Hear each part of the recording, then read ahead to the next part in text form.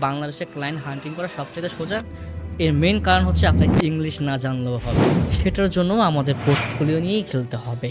আপনাকে সুন্দর করে হাই টিকিটের লিস্ট ধরাই দিবে। সো ক্লায়েন্ট হান্টিংটা না আসলে একটা ওয়ে না, এখানে মাল্টিপল ওয়ে আছে। ফ্রিল্যান্সিং এখন আর ফ্রিল্যান্সিং নেই, ফ্রিল্যান্সিং হয়ে গিয়েছে এখন বিজনেস। প্রতি মাসে যদি আপনি $10 একটা অ্যাওয়ারনেস ক্যাম্পিং রান করেন আপনার স্কিল নিয়ে, আপনি কিন্তু সেই $10 কিন্তু উঠাই ফেলতে পারবেন এক মাসেই। আমি আজকে একটা সিক্রেট শেয়ার করছি। আপওয়ার্কে কোনো পোস্ট পাবলিশড হওয়ার আগে সেই পোস্টটা পাবলিশ হয় আগে লিঙ্কডইনে। আমরা যখন কানেক্ট পাঠাবো যে ভুলটা আমরা করি, আমরা কোনো নোট দিই না, শর্ট নোট দিই না। The biggest mistake. বিদেশি ক্লায়েন্ট যেটা হয়, ওরা টাকার থেকে টাইম ভ্যালুটা বেশি করে।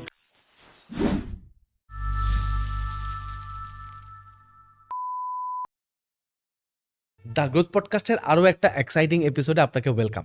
আমাদের আজকের পডকাস্টটা খুবই সোজা সাপটা একটা পডকাস্ট। এই পডকাস্টে আমরা এমন একজন গেস্ট নিয়ে আসছি যিনি এক্সপার্ট। তার এক্সপার্টাইজটা হচ্ছে কোথায়? ক্লায়েন্ট হান্টিংয়ে। সো আজকে আমরা কথাবার্তা বলবো একদম ক্লায়েন্ট হান্টিং নিয়ে। সো আমি আপনাকে দুইটা এক্সাম্পল দিই। আমি আজকে যে গেস্টকে নিয়ে আসছি ইনি বাংলাদেশে এভার কেয়ার যে হসপিটাল, সেই হসপিটালের কাজ করেন। আর দেশের বাইরে যদি বলি, ট্রাম্প টাওয়ারের কাজ করেন। সো ট্রাম্প টাওয়ারের নাম শুনছেন, এভার কেয়ারের নাম শুনছেন, আরও অসংখ্য নাম ওনার সাথে জড়িয়ে আছে, যেটা আমি বলবো না, উনি পডকাস্টে নিজেই শেয়ার করবেন। সো আমি এই দুইটা নাম মেনটেন করে আপনাকে এতটুকু বোঝানোর চেষ্টা করলাম যে আপনি আমাদের সাথে এই পডকাস্টটা 1.5 ঘন্টা সময় নিয়ে যদি দেখেন, এই সময়টা কোনোভাবে আপনার বৃথা যাবে না। সো ক্লায়েন্ট হান্টিংয়ের একদম 14 গোষ্ঠী আজকে আমরা আমাদের এই পডকাস্ট উদ্ধার করার চেষ্টা করব। চলেন শুরু করি। আমি নিজে কথাবার্তা কম বলে আমার গেস্টের কাছে আপনাকে নিয়ে চলে যাই। সো আজকে আমার সাথে উপস্থিত আছেন ইব্রাহিম নিলয় ভাই। নিলয় ভাই কেমন আছেন? জি ভাই, আলহামদুলিল্লাহ ভালো আছি। আপনি কেমন আছেন? ভাই আলহামদুলিল্লাহ, আপনারা পডকাস্টে আসতেছেন, ভালো ভালো মানুষজন পাচ্ছি, ভালো ভালো ইনফরমেশন নিয়ে কাজ করতে পারতেছি, আলহামদুলিল্লাহ ভালো আছি ভাই। আচ্ছা, আর আপনাকেও ভাইয়া থ্যাংক ইউ আমাকে এমন একটা অপরচুনিটিতে আনার জন্য এবং ইনভাইট করার জন্য। কারণ আমি দেখেছি এই পডকাস্টে এমনও মানুষজন আসছে যারা আমার থেকে অনেক বড় এবং গুণী, এবং সেখান থেকে যে আপনি আমাকে বাছাই করছেন এজন্য ভাই আপনাকে অসংখ্য ধন্যবাদ। ভাই আমার কাছে সবাই জ্ঞানী গুণী, সবাই বড়, আপনারা সবাই সবাইকে আমি মানি এবং আমি চাই আপনাদের সবার লাইফ থেকে এক্সপেরিয়েন্স নিয়ে এই এক্সপেরিয়েন্সগুলো আমাদের পডকাস্টের থ্রুতে সবার কাছে পাঠিয়ে দিতে। গুড, গুড ভাই। এটা একটা খুব ভালো ডিসিশন। কারণ আসলে আমাদের অনেকের অনেক জ্ঞান আছে বা অনেক কিছু আমরা জানি যেগুলো আমাদেরকে উচিত মানুষের শেয়ার করার জন্য for the personal growth. Thank you ভাই। Thank you so much. Thank you Neel ভাই আসার জন্য। সো ভাই আমি একটু আমাদের ফরম্যাটটা বুঝিয়ে দিই। আমাদের হচ্ছে দ্য গ্রোথ পডকাস্ট। আর দ্য গ্রোথ পডকাস্টের পডকাস্ট হচ্ছে আমরা গেস্টদের কাছ থেকে এমন সমস্ত কথা শুনতে চাই যেগুলো শুনে আমার অডিয়েন্সের গ্রোথ নিশ্চিত হবে। সো আমি শুরু করবো ভাই এভাবে, আপনি যেহেতু একটা এজেন্সি চালাচ্ছেন, সো আপনার এজেন্সিতে আপনি বাংলাদেশি ক্লায়েন্ট ডিল করতেছেন, আপনি আপওয়ার্ক থেকে ক্লায়েন্ট ডিল করতেছেন, আবার আপনি আউট অফ মার্কেট প্লেস থেকে ক্লায়েন্ট ডিল করতেছেন। অর্থাৎ আপনি আসলে কোনো লোকাল এরিয়ার মধ্যে লিমিটেড না, আপনি পুরো গ্লোবালি ক্লায়েন্ট ডিল করতেছেন। আমরা আমাদের আজকের এই পডকাস্টের থ্রুতে আমাদের অডিয়েন্সকে শিখাইতে চাই গ্লোবালি ক্লায়েন্ট কীভাবে ডিল করে এবং লোকালি কীভাবে ক্লায়েন্ট ডিল করে। সো মানে মোট কথা হলো ভাই, ক্লায়েন্টের খনিটা আসলে কোথায়? আপনাদের ক্লায়েন্টের খনির মধ্যে বসে আছেন, এই খনিটা আপনি পাইছেন কীভাবে, এটা আমাদেরকে শেখাবেন। সো ভাই আপনার কাছে আমার প্রথম প্রশ্ন, যে আমি যতটুকু জানি আপনি বিবিএ এমবিএ করছেন। সো সাধারণত আমাদের দেশে আমরা দেখি যে বিবিএ এমবিএ করার পর কিন্তু মানুষজন কর্পোরেটের দিকেই যায়, কারণ কর্পোরেটে বিবিএ এমবিএর ভালো ডিমান্ড আছে। আপনি হঠাৎ করে কেন এই ক্লায়েন্ট ডিলিং, এজেন্সি, ফ্রিল্যান্সিং এই জিনিসগুলোতে চলে আসলেন? ভাই, আপনার কোয়েশ্চেনটা ঠিক আছে। আসলে বাংলাদেশের মানুষজন এবং স্টুডেন্টরা বিবিএ, এমবিএ করেই আসলে একটা ভালো কর্পোরেট জব করার জন্য। বিশেষ করে এমবিএটা করে একটা ভালো কর্পোরেট জব করার জন্য। সেখানে আমি কেন এই ফ্রিল্যান্সিং, এজেন্সি, ক্যারিয়ার কেন বেছে নিলাম? দেখেন, আমরা যখন আমি যখন বিবিএ করি, বিবিএ থাকা অবস্থায় আমার এই ক্যারিয়ারটা আসা, এবং রিজিকের মালিক আল্লাহ। এটা তো ডিনাই করার কোনো সুযোগ নেই। আমি যখন বিবিএ করি আমার মেজর ছিল ম্যানেজমেন্ট ইনফরমেশন সিস্টেম। তো ওইখানে আমার একটা কোর্স ছিল ওয়ার্ডপ্রেস নিয়ে। ঠিক আছে? আনফরচুনেটলি এই কোর্সটা আমি করলাম। তো মানে WordPress website WordPress development. Development okay. And design নিয়ে আমার একটা ক্লাস ছিল। খুবই বেসিক ভাই, খুবই বেসিক, যেটাতে একদম দেখানো হয় কিভাবে ওয়ার্ডপ্রেস ইনস্টল করতে হয়, কিভাবে ওটাকে সাজাতে হয়, দ্যাটস ইট। তো আমার ১ম ক্লায়েন্ট ছিল আমার বাবা। আমার বাবা, হ্যাঁ। এটা মজার বিষয় হচ্ছে গিয়ে আমার বাবা-মা থাকে দেশের বাহিরে, ইতালিতে থাকে তারা। তারা ইটালিতে থাকে তারা। সো আমার বাবার একটা সময় তার ব্যবসার জন্য ওয়েবসাইট দরকার হলো, এবং সে আমাকে প্রথমত জানাইলো, কারণ সে জানে যে আমি একটু টেকনিক্যাল সাইড নিয়ে পড়াশোনা করি। তো উনি আমাকে বলল যে, "নিলয়, আমার তো একটা ওয়েবসাইট দরকার। তো আমাদের এখানে বানাতে চাচ্ছে এবং আমাদের এখানে কস্টিং পড়বে ১,০০০ ইউরো। সো তুমি কি মনে করো?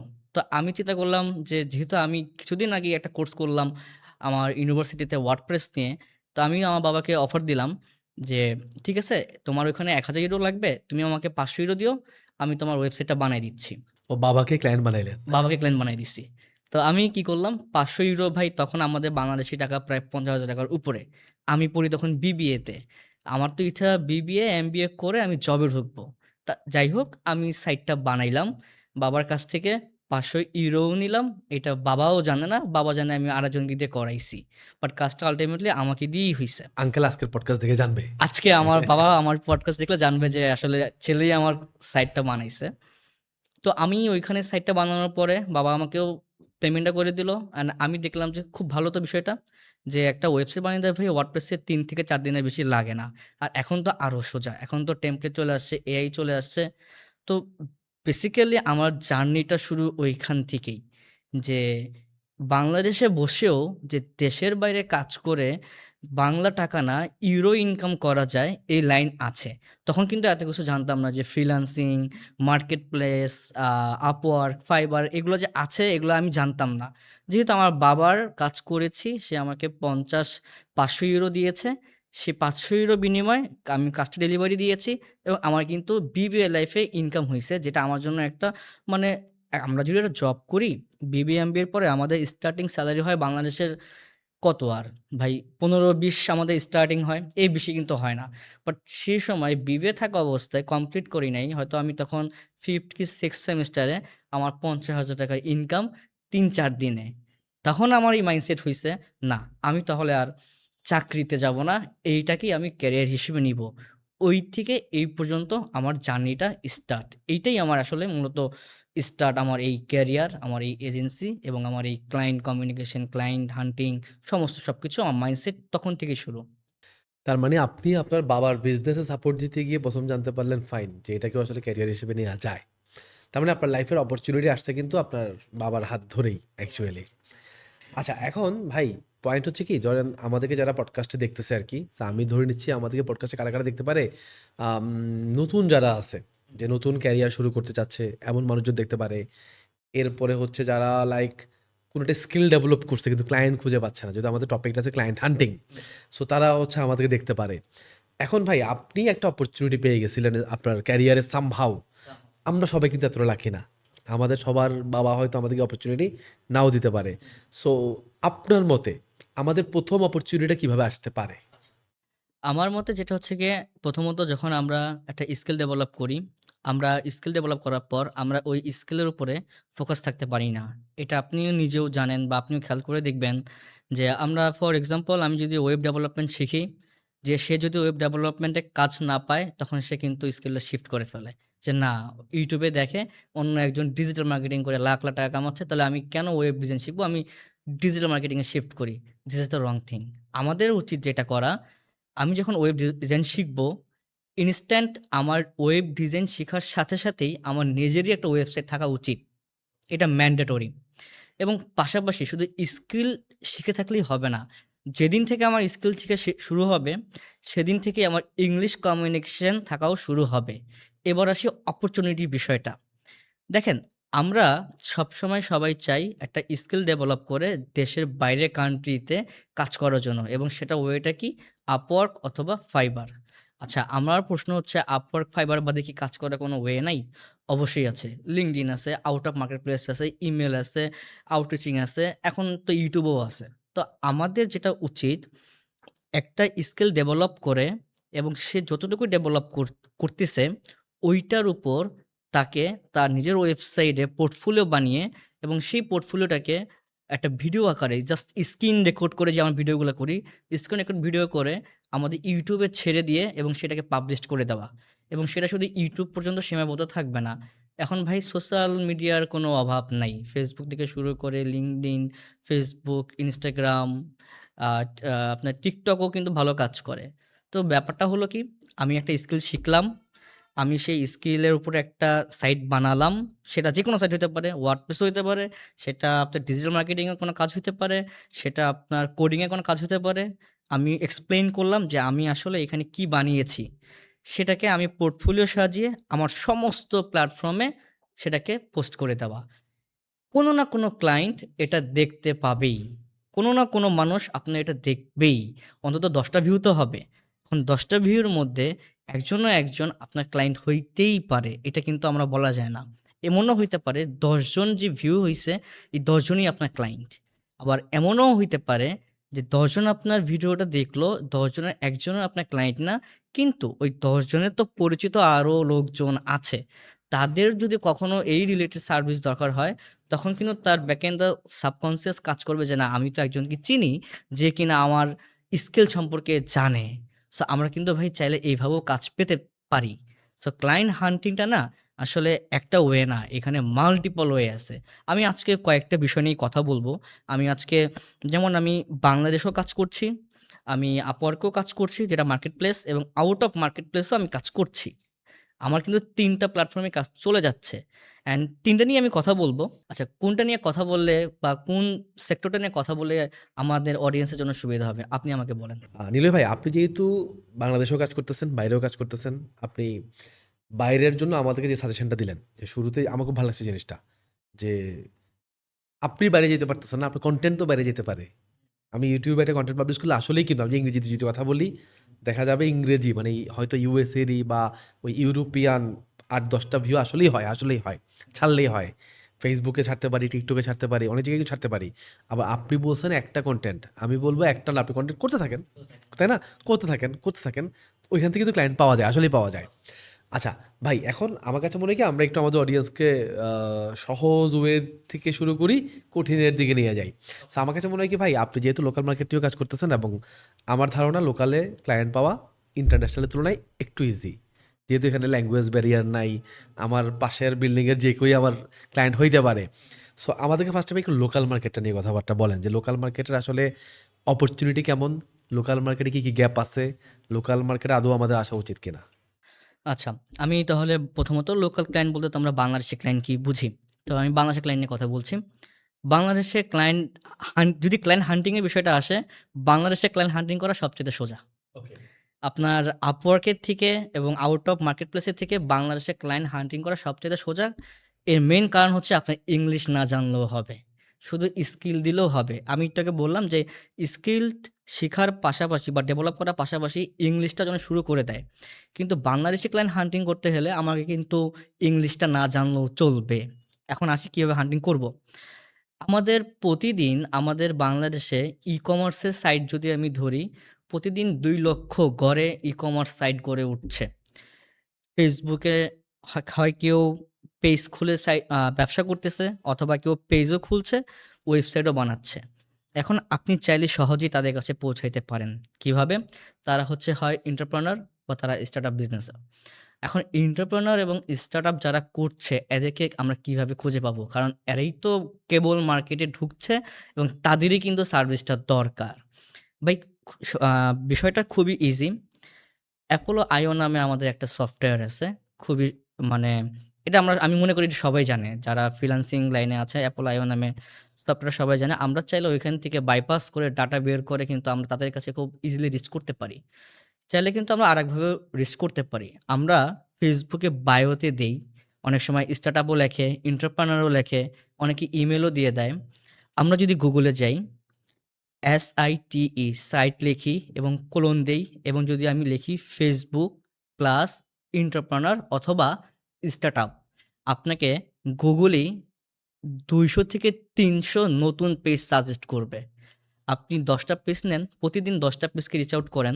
তাদেরকে আপনি একটা মেসেজ দেন, এবং মেসেজটা হইতে হবে একদম যে ফরমাল তা না। যেহেতু বাংলা, মেসেজটা হইতে হবে একদম ইনফরমাল এবং ফ্রেন্ডলি। আমি কিন্তু এখানে ফরমাল আসি নাই। ফরমাল আসবো তখন যখন আমি আউট অফ দ্য মার্কেটপ্লেস বা মার্কেটপ্লেসে যাবো। যেহেতু আমার বাংলাদেশি ক্লায়েন্ট, আমারই বাঙালি ভাই-বোন হবে এবং আমিও বাঙালি। সো আমাকে এত ফরমাল না হলেও হবে। আমি যদি প্রতিদিন ১০ টা করে তাদের ইমেইল করি, অথবা তাদের ফেসবুক পেজ তো আমি পেয়েই যাচ্ছি। ২০০-৩০০ পেজ পেয়ে যাচ্ছি। আপনার তো ২০০-৩০০ ক্লায়েন্ট দরকার হচ্ছে না। আপনার তো ২ টা ক্লায়েন্ট হলেই আপনার হয়ে যাচ্ছে মাসে।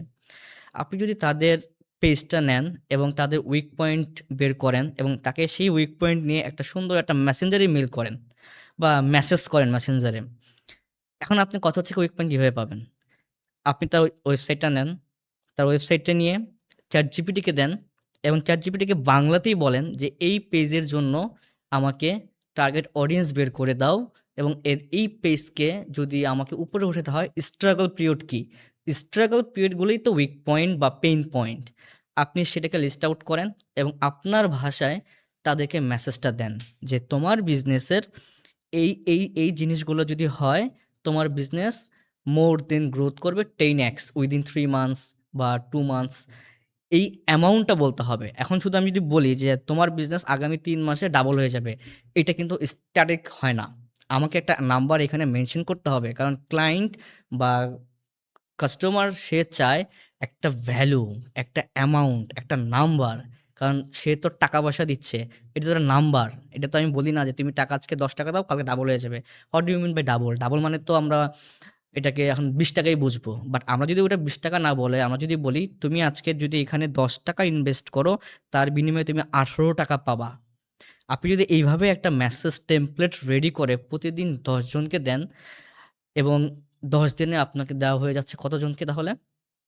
প্রায় ১০০ জন। ১০০ জনের থেকে তো আপনি অন্তত ১০ টা রিপ্লাই পাবেন এবং এইভাবেই কিন্তু আপনি ছোট স্টেপ নিয়ে কিন্তু বাংলাদেশী ক্লায়েন্টকে সহজেই আপনার নেটওয়ার্কের মধ্যে নিয়ে আসতে পারেন। আর এদিক দিয়ে তো আপনার কনটেন্ট বের হচ্ছেই।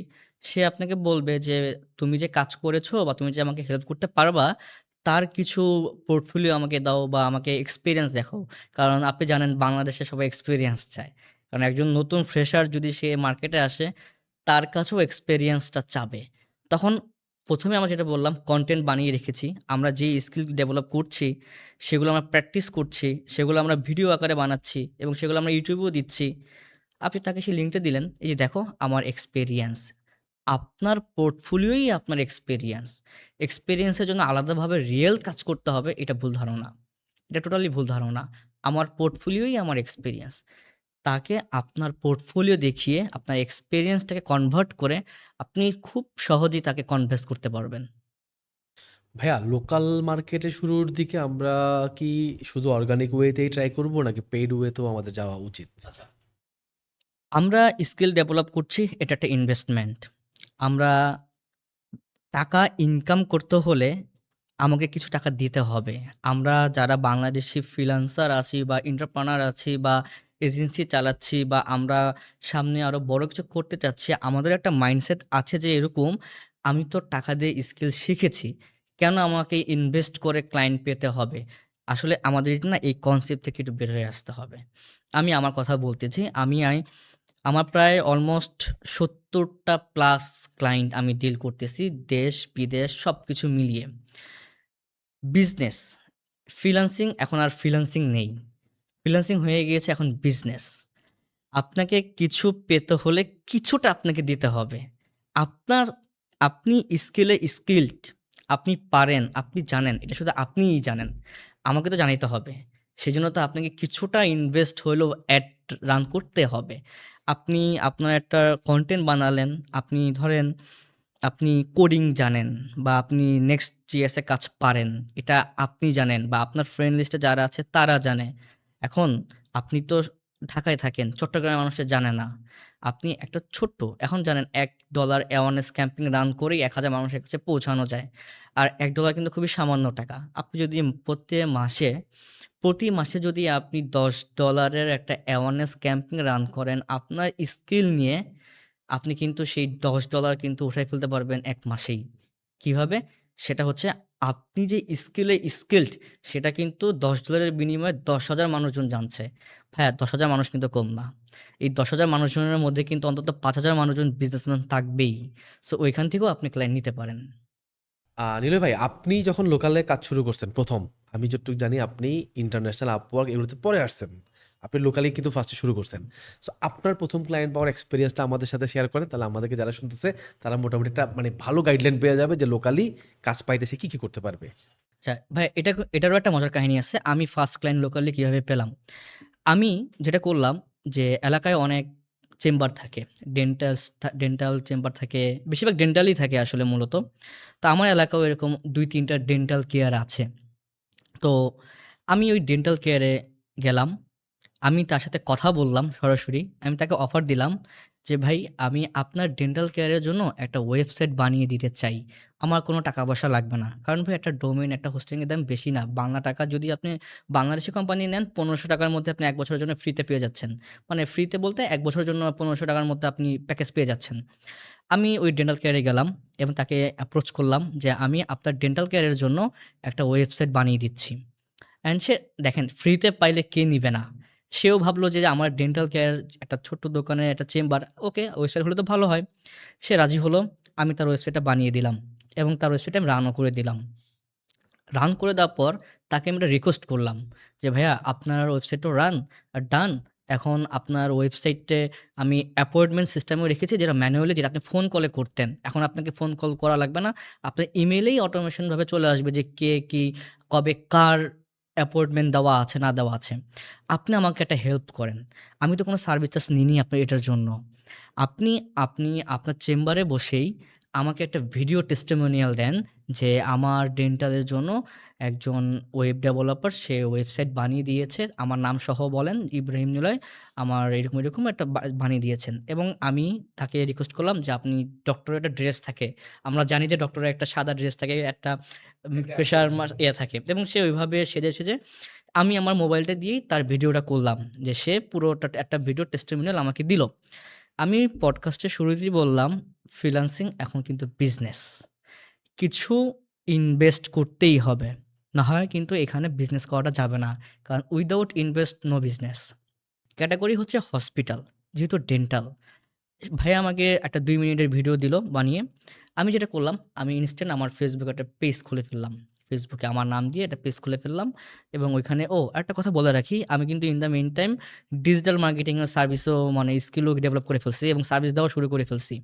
কারণ আমি দেখলাম যে ভাই, আমি যখন কাউকে ওয়েবসাইট বানায় দেই, সে ওয়েবসাইটটার জন্য আমাকে এককালীন টাকা দেয়। বাট ডিজিটাল মার্কেটার যারা আছে, তাদেরকে বছরের পর বছর টাকা দিয়ে যাচ্ছে। এইটা আমার ইগো হিট করলো একটা সময়। তাহলে আমি কেন করব না? কারণ সে তো আমার ওয়েবসাইটই মার্কেটিং করছে। তো ইন দ্য মিন টাইম আমি আরো ৬, ৭, ৮ মাস ধরে ইন দ্য মিন টাইম আমি ডিজিটাল মার্কেটিং এর পুরো বিষয়টা আয়ত্ত করে ফেললাম। এবং আয়ত্ত করতে যেটি সুবিধাটা আমার হয়েছে, আমি ওয়েবসাইট বানিয়ে দেই, আমিই মার্কেটিং করি। সো এভাবে আমি ২ টা স্কিল নিয়ে শুরু করলাম। এভাবে আস্তে, আস্তে আমি ফুল স্ট্যাক এ আগিয়েছি। তো যেখানে ছিলাম যে পোর্টফোলিওর বিষয়টা, পোর্টফোলিও কতটা ইম্পোর্টেন্ট এখন আমরা বুঝতে পারব। তো কি করলাম? আমি অ্যাওয়ারনেস ক্যাম্পেইন করলাম শুধুমাত্র হসপিটাল যারা ক্যাটেগরি আছে তাদেরকে কেন্দ্র করে। আমার তো এডটা তো আ আপনার ক্লথিং বিজনেসকে দেখায় লাভ নাই। আমার তো টার্গেট হসপিটাল, ক্যাটেগরি হসপিটাল। মানে লাকিলি যেটা বললাম রিজিকের মালিক তো আল্লাহ। লাকিলি আমাকে এভার কেয়ার থেকে নক আসলো। আমার ফোন আসলো। আমার WhatsApp এ একটা নক আসলো আসলে যে, "may I talk you in are available কিনা?" তো আমি দেখলাম তার WhatsApp এ ক্লিক করলাম। বিজনেস প্রোফাইল লেখায় দেখলাম এভার কেয়ার। আমি তো একটু অবাক হয়ে গেলাম যে এভার কেয়ার তো বাংলাদেশের খুব বড় একটা হসপিটাল। ওকে আমি বললাম, "ইয়েস আই এম এভেইলেবল।" তো ওখানে ইনচার্জে ছিল মাসুম বিল্লাহ তখন। এখন কি আছে আমি জানি না। অনেকদিন ধরে তাদের সাথে আমার যোগাযোগ নাই। তো এভার কেয়ারের জন্য যে সমস্যাটা হয়েছে, তাদের ওয়েবসাইটটা ছিল ভাইয়া তখন Laravel এ। অ্যান্ড তাদের ডিপার্টমেন্টে যারা MIS এ জব করতো, তারা কোডিং বুঝতো না। Laravel তো ভাই কোডিং এ ইয়া হয়। তাদের রিকোয়ারমেন্ট ছিল যে আমার ওয়েবসাইটে যেই ডিজাইন আছে সেই ডিজাইনই থাকবে কিন্তু এটা হবে নো কোডে। আর হসপিটালের ওয়েবসাইটে কিন্তু এত হেভি মানে ট্রাফিক আসে না। জাস্ট ডক্টরের প্রোফাইল দেখতেই আসে, একটা অ্যাপয়েন্টমেন্ট দিতেই আসে। এখন তো plugin available, appointment booking plugin available. তো লাকিলি আমার সাথে তাদের একটা মিটিং সেট হলো অ্যান্ড লাকিলি আমি এভারকেয়ারের নতুন ওয়ার্ডপ্রেস এর ওয়েবসাইটটা বানিয়ে দিলাম। দেখেন, ফার্স্টে আমি ফ্রিতে একটা এলাকার ডেন্টিস্ট চেম্বারে আমি সার্ভিসটা দিলাম টোটালি ফ্রি। তার ভিডিও আমি ক্যাম্পিং করে চলে গেলাম একটা বিগেস্ট হসপিটাল যেটা কিনা বাংলাদেশের অনেকেই বলে নাম্বার ১ হসপিটাল। এটা ২০২০-২২ এর কথা। তার এই কাজটা করলাম এবং আমি ওই ভাইয়াকেও রিকোয়েস্ট করলাম, "ভাইয়া আপনি তো এখানে খুব বড় পদে আছেন এভার কেয়ার। আপনি যদি এভার কেয়ারের নামটা বলে এবং আমার নামটা বলে আমাকে যদি একটা ভিডিও বানিয়ে দিতেন টেস্টিমোনিয়াল।" মানে কইয়ের তেলে কই ভাজা। ব্যাপারটা হচ্ছে এরকমই। অ্যান্ড ভাইয়া বলছে, "হ্যাঁ, এটা কোনো ব্যাপার না। আপনি আমাদের কাজ করছেন। আমি বলতেই পারি যে আপনি আমাদের সাইটে হেল্প করেছেন বা আমাদের সাইট ডেভেলপ করেছেন।" অ্যান্ড উনি সুন্দর করে বলে দিল যে, আমি এভার কেয়ার হসপিটালের অমুক আমার নাম। আমি অমুক ডিজিটে আছি। আমাদের নতুন ওয়েবসাইটটা ডেভেলপ করেছে ইব্রাহিম নিলয় নামে আমাদের এক কাছের ছোট ভাই এভাবে। আমি কি করলাম, ওই ডেন্টিস্টের ভিডিও আমার কাছে আছে, প্লাস এটাকে আবার add। এটাকে আবার অ্যাড দিলাম। Okay. এটাকে অ্যাড দিলাম কিন্তু আবার সেই টার্গেট অডিয়েন্স করে। এখন কি হলো ভাইয়া, কিছুদিন পর আমার কাছে আবার নক আসলো বাড্ডা জেনারেল হসপিটাল। তারপরে সবচেয়ে নক আসলো ইউনাইটেড হসপিটাল। এখন আমি তো আগে ছিলাম ওয়েব ডেভেলপমেন্টের মধ্যে সীমাবদ্ধ। বাট এখন কিন্তু আমি ওয়েব ডেভেলপার না। এখন কিন্তু আমি ডিজিটাল মার্কেটারও। এখন এই সমস্ত হসপিটালে কি প্রয়োজন হয়? তাদের যখন কোনো নতুন ডক্টর অ্যাপয়েন্টমেন্ট করা হয় বা জয়েন করা হয়, তখন কিন্তু নতুন ডক্টর যে তাদের এখানে জয়েন করেছে, তাদেরকে কিন্তু জানাইতে হয় অডিয়েন্সকে বা লোকাল সবাইকে জানাইতে হয় যে আমাদের এখানে আ আ আ ঢাকা মেডিকেলে ইনি জয়েন করেছে। তখন কি হলো? ওই কাজগুলা আমার হলো। আমাকে বলা হলো যে, "ইব্রাহিম, আমাদের এইখানে ঢাকা মেডিকেলে অমুক জয়েন করেছে। আমরা চাচ্ছি এটা সবাইকে জানাতে। যেহেতু তুমি ডিজিটাল মার্কেটারও।" তো আমি কি করলাম যে, "হ্যাঁ ভাইয়া, কোনো সমস্যা নেই। আমি এটা নিয়ে কাজ করতে পারবো।" অ্যান্ড আল্টিমেটলি ভাই যেটা হলো, আমি বড়, বড় হসপিটালের বড়, বড় কাজগুলো করতে থাকলাম। তো কি হলো? আমার এফোর্টটা ছিল কিন্তু খুবই ছোট। একটা ফ্রিতে আমি একটা ধরতে গেলে এটা আমি একটা ফ্রিতে আমি দিলাম, কিছু একটা দিলাম। যার বিনিময়ে কিন্তু ভাই আমি মানে বড়শি দিয়ে ছোট মাছ দিয়ে আমি বড় মাছটা কিন্তু উঠায় ফেললাম। অ্যান্ড এরপর আমার আর পিছনে তাকাইতে হয় নাই। লোকাল ক্লায়েন্টে আমি বিশাল বড় একটা লোকাল ক্লায়েন্টে রাজত্ব করা শুরু করে দিলাম এবং ভালো একটা বড় বিগেস্ট কোম্পানিগুলোকে নিয়ে। নিলয় ভাই, আমি আপনার এই গল্পটা থেকে ২ টা জিনিস শিখছি। নাম্বার 1 হইলো ফ্রিতে ভ্যালু দিতে পারলে পরে ভালো কিছু পাওয়া যায়, এবং আপনি যে শুরুতেই বলতেছিলেন যে ভাই চেষ্টা করো ফ্রিতে ভ্যালু দেওয়ার, ফ্রিতে কনটেন্ট দেওয়ার, ফ্রিতে মানুষকে জানানোর, শেখানোর। আরেকটা জিনিস যেটা শিখলাম সেটা হইলো একটা স্কিলে ডিপেন্ডেন্ট থাকা সবসময় ভালো নাও হইতে পারে। বাট আমার কাছে যেটা মনে হয়েছে সেটা হইলো আপনি ডেভেলপার হন, আপনি গ্রাফিক ডিজাইনার হন, আপনি অ্যানিমেটর হন, হোয়াটএভার, সেলস বা সেলিং স্কিলটা আপনার জানা থাকা উচিত। আপনার এই সেলিং স্কিলটা ওই সময় জানা ছিল বলেই কিন্তু আপনি আপনার ওই অ্যাপয়েন্টমেন্টের ভিডিওটাকে সেলস করার ট্রাই করতে পারছেন, বা পরবর্তীতে আপনি সেলস রিলেভেন্ট বা ডিজিটাল মার্কেটিং রিলেভেন্ট কাজগুলোও নিতে পারছেন। Am I right? Yes, exactly. আমার যদি আমি এখন একটা স্কিলই থাকতাম তাহলে কিন্তু আমি ইনোভেট করে বড়, বড় প্রজেক্টগুলো পেতাম না। কারণ দেখবেন ভাইয়া বাংলাদেশি ক্লায়েন্টরা যেটা চায়, তারা চায় একজনকে দিয়ে সব কাজ করাইতে। এটা বাংলাদেশের একটা কালচার যে আমার একজন লোক থাকবে যে গ্রাফিক ডিজাইনের কাজ করবে, যে ডিজিটাল মার্কেটিং করবে, যে ওয়েবও বানাবে। কিন্তু আমার তো এত দিকে যাওয়া দরকার নাই। আমার ওয়েব ডিজাইন পারি, আমি ডিজিটাল মার্কেটিং পারি। আমি ২ টা স্কিলের মধ্যে সীমাবদ্ধ। এখন ২ টা স্কিল কেন প্রয়োজন? কারণ রিস্ক ফ্যাক্টর। ভাই এখন এআই চলে আসছে। কখন কোন স্কিল যে ডেড হয়ে যায় বলা যায় না। কদিন আগে কথা হইছে এসইও ডেড। বাট আল্টিমেটলি আমরা কি জানলাম? এসইও ডেড হয় নাই। বরং এসইওটা এক্সপান্ড হয়ে জিইও, এইও, এআই এসইও তে এক্সপান্ড হয়েছে। তখন আমি কি করলাম? জিইও শিখে ফেললাম, এআই শিখে ফেললাম। আমি কি মরে গেলাম? বা আমার স্কিল কি মরে গেল? মরে গেল না। বরঞ্চ আমার ডিমান্ড আরো বেড়ে গেল। তো মাল্টিপল স্কিল থাকাটা আসলে অনেক ইম্পোর্টেন্ট। ভাই, নতুনদের কিন্তু আরেকটা প্রশ্ন থাকে, সেটা হইলো ক্লায়েন্ট, আমি যেহেতু নতুন, ক্লায়েন্ট আমাকে কেন কাজ দিবে বা আমার কি দেখে কাজ দিবে? হুম। আপনি কিন্তু আসলে নতুন না। কেন নতুন না? আমরা যারা ফ্রিল্যান্সিং করি বা যারা ফ্রিল্যান্সিং করার চেষ্টা করি বা কাজ নেওয়ার চেষ্টা করি, আমাদের টেনডেন্সি থাকে আমি তো নতুন। এই টেনডেন্সি থেকে বের হয়ে আসতে হবে। সে ৬ মাস স্কিল ডেভেলপমেন্টের জন্য সময় দিয়েছে। তার মানে তার অলরেডি ৬ মাস এক্সপেরিয়েন্স আছে। কারণ সে লার্নিং ফেজে ছিল।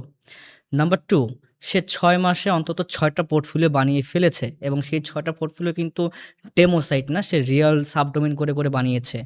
তার মানে তার ৬ টা প্রজেক্ট অলরেডি রেডি। যেটা করতে হবে, আমার নাম ইব্রাহিম নিলয়। আমার নামে একটা ডোমেইন আছে www.ibrahimnilay.com। আমি আমার ডোমেইনটাকে সুন্দর করে অপটিমাইজ করেছি। মানে আমার ওয়েবসাইটটাকে অপটিমাইজ করেছি। এটাকে এসইও করাও আছে। সুন্দর করে সবকিছু মানে যেগুলো Google ফলো করতে হয় করা আছে।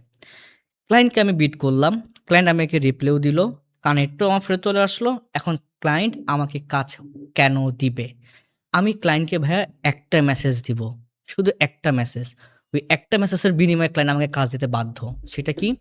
প্রাউডলি বলা, "if you want to know about myself, go to Google or search any AI tools, search Ibrahim Niloy or who is Ibrahim Niloy." দেখেন অ্যাপ্রোচটা। আপনি খুব প্রাউডলি বা খুব গর্বেরভাবে মানে আপনি খুব গর্বিতভাবে বলতেছেন যে, "তুমি আমার সম্পর্কে যদি আরো জানতে চাও, তুমি Google এ যাও অথবা কোনো ChatGPT তে যাও বা Gemini তে যাও, জাস্ট সার্চ দাও। আমার নাম লেখে ইব্রাহিম নিলয় অথবা হু ইজ ইব্রাহিম নিলয়। দেখবে গুগল তোমাকে আমার সমস্ত ফিচার দেখাচ্ছে।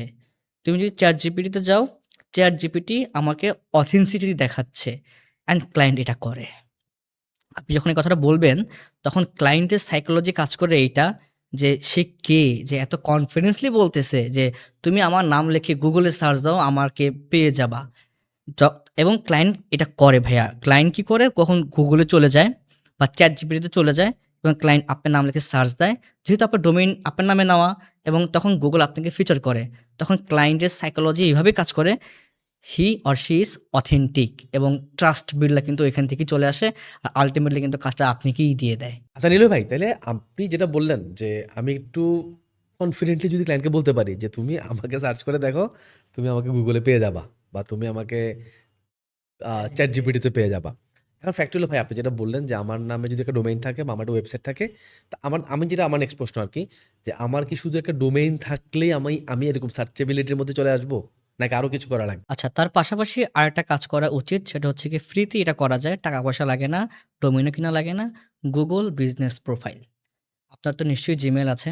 আপনি গুগল বিজনেস প্রোফাইলে আপনার নাম দিয়ে, যেই নামে আপনি সবাইকে চিনাইতে চান বা ব্র্যান্ডিং করতে চান, সেই নাম দিয়ে আপনি একটা প্রোফাইল খুলে ফেলবেন, এবং আপনার সমস্ত পোর্টফোলিও আপনার গুগল বিজনেস প্রোফাইলে আপনি আপলোড করে দিবেন।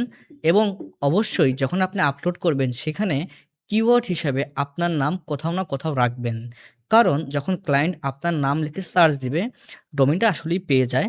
তার পাশাপাশি গুগল আপনাকে ফিচার করবে ওভারভিউতে। হ্যাঁ, এই ব্যক্তি এই ক্যাটাগরিতে স্পেশালাইজড। তখন ট্রাস্টটা বিল্ড হয়। অ্যান্ড ট্রাস্টের উপরেই সবকিছু হয় ভাইয়া। কারণ সে হচ্ছে দেশের বাইরের একজন, আমি হচ্ছি বাংলাদেশের একজন। Too much distant. And client যখন দেখবে যে না, এ তো গুগলেও ফিচার করছে এবং গুগলেও তাকে দেখাচ্ছে, ওকে, তাহলে আমি তাকে কাজটা দিতে পারি। তো যেটা বলেছিলাম যে গুগলে তো আপনি আপনার পোর্টফোলিও দিলেন, সাথে আপনার নামটাকে কিওয়ার্ড হিসেবে ইউজ করলেন। তার পাশাপাশি যেটা করা যায়, লিঙ্কডইনে কিন্তু আর্টিকেল নামে একটা অপশন আছে। আমরা যেটা লিঙ্কডইনে করি, আমরা লিঙ্কডইনে শুধু পোস্ট করি। জাস্ট পোস্টে যাই। বাট লিঙ্কডইনে একটা আর্টিকেল সেকশন আছে। যেহেতু আপনার একটা ডোমেইন আছে, নিশ্চয়ই ওই ডোমেইনে ব্লগ আছে, নিশ্চয়ই ওই ডোমেইনে আপনার পোর্টফোলিও আছে।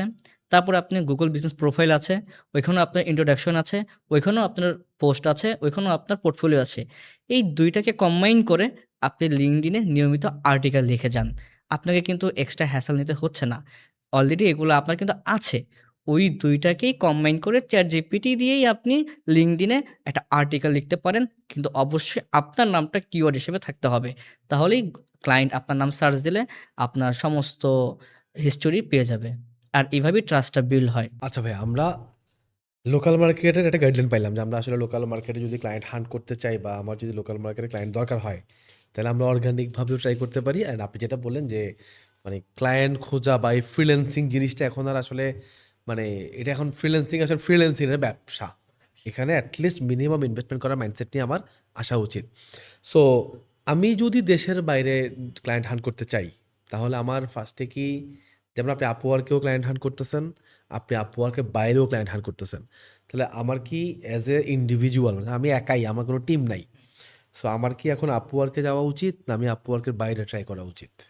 এক্ষেত্রে যেটা উচিত, ২ টা জায়গায় ট্রাই করা উচিত। কারণ time equal value, time equal money, value equal money, value equal time. So সময় নষ্ট করা যাবে না। আপনি প্রতিদিন ১ ঘন্টা আপওয়ার্কে টাইম দেন, প্রতিদিন ১ ঘন্টা আপনি লিঙ্কডইনে টাইম দেন।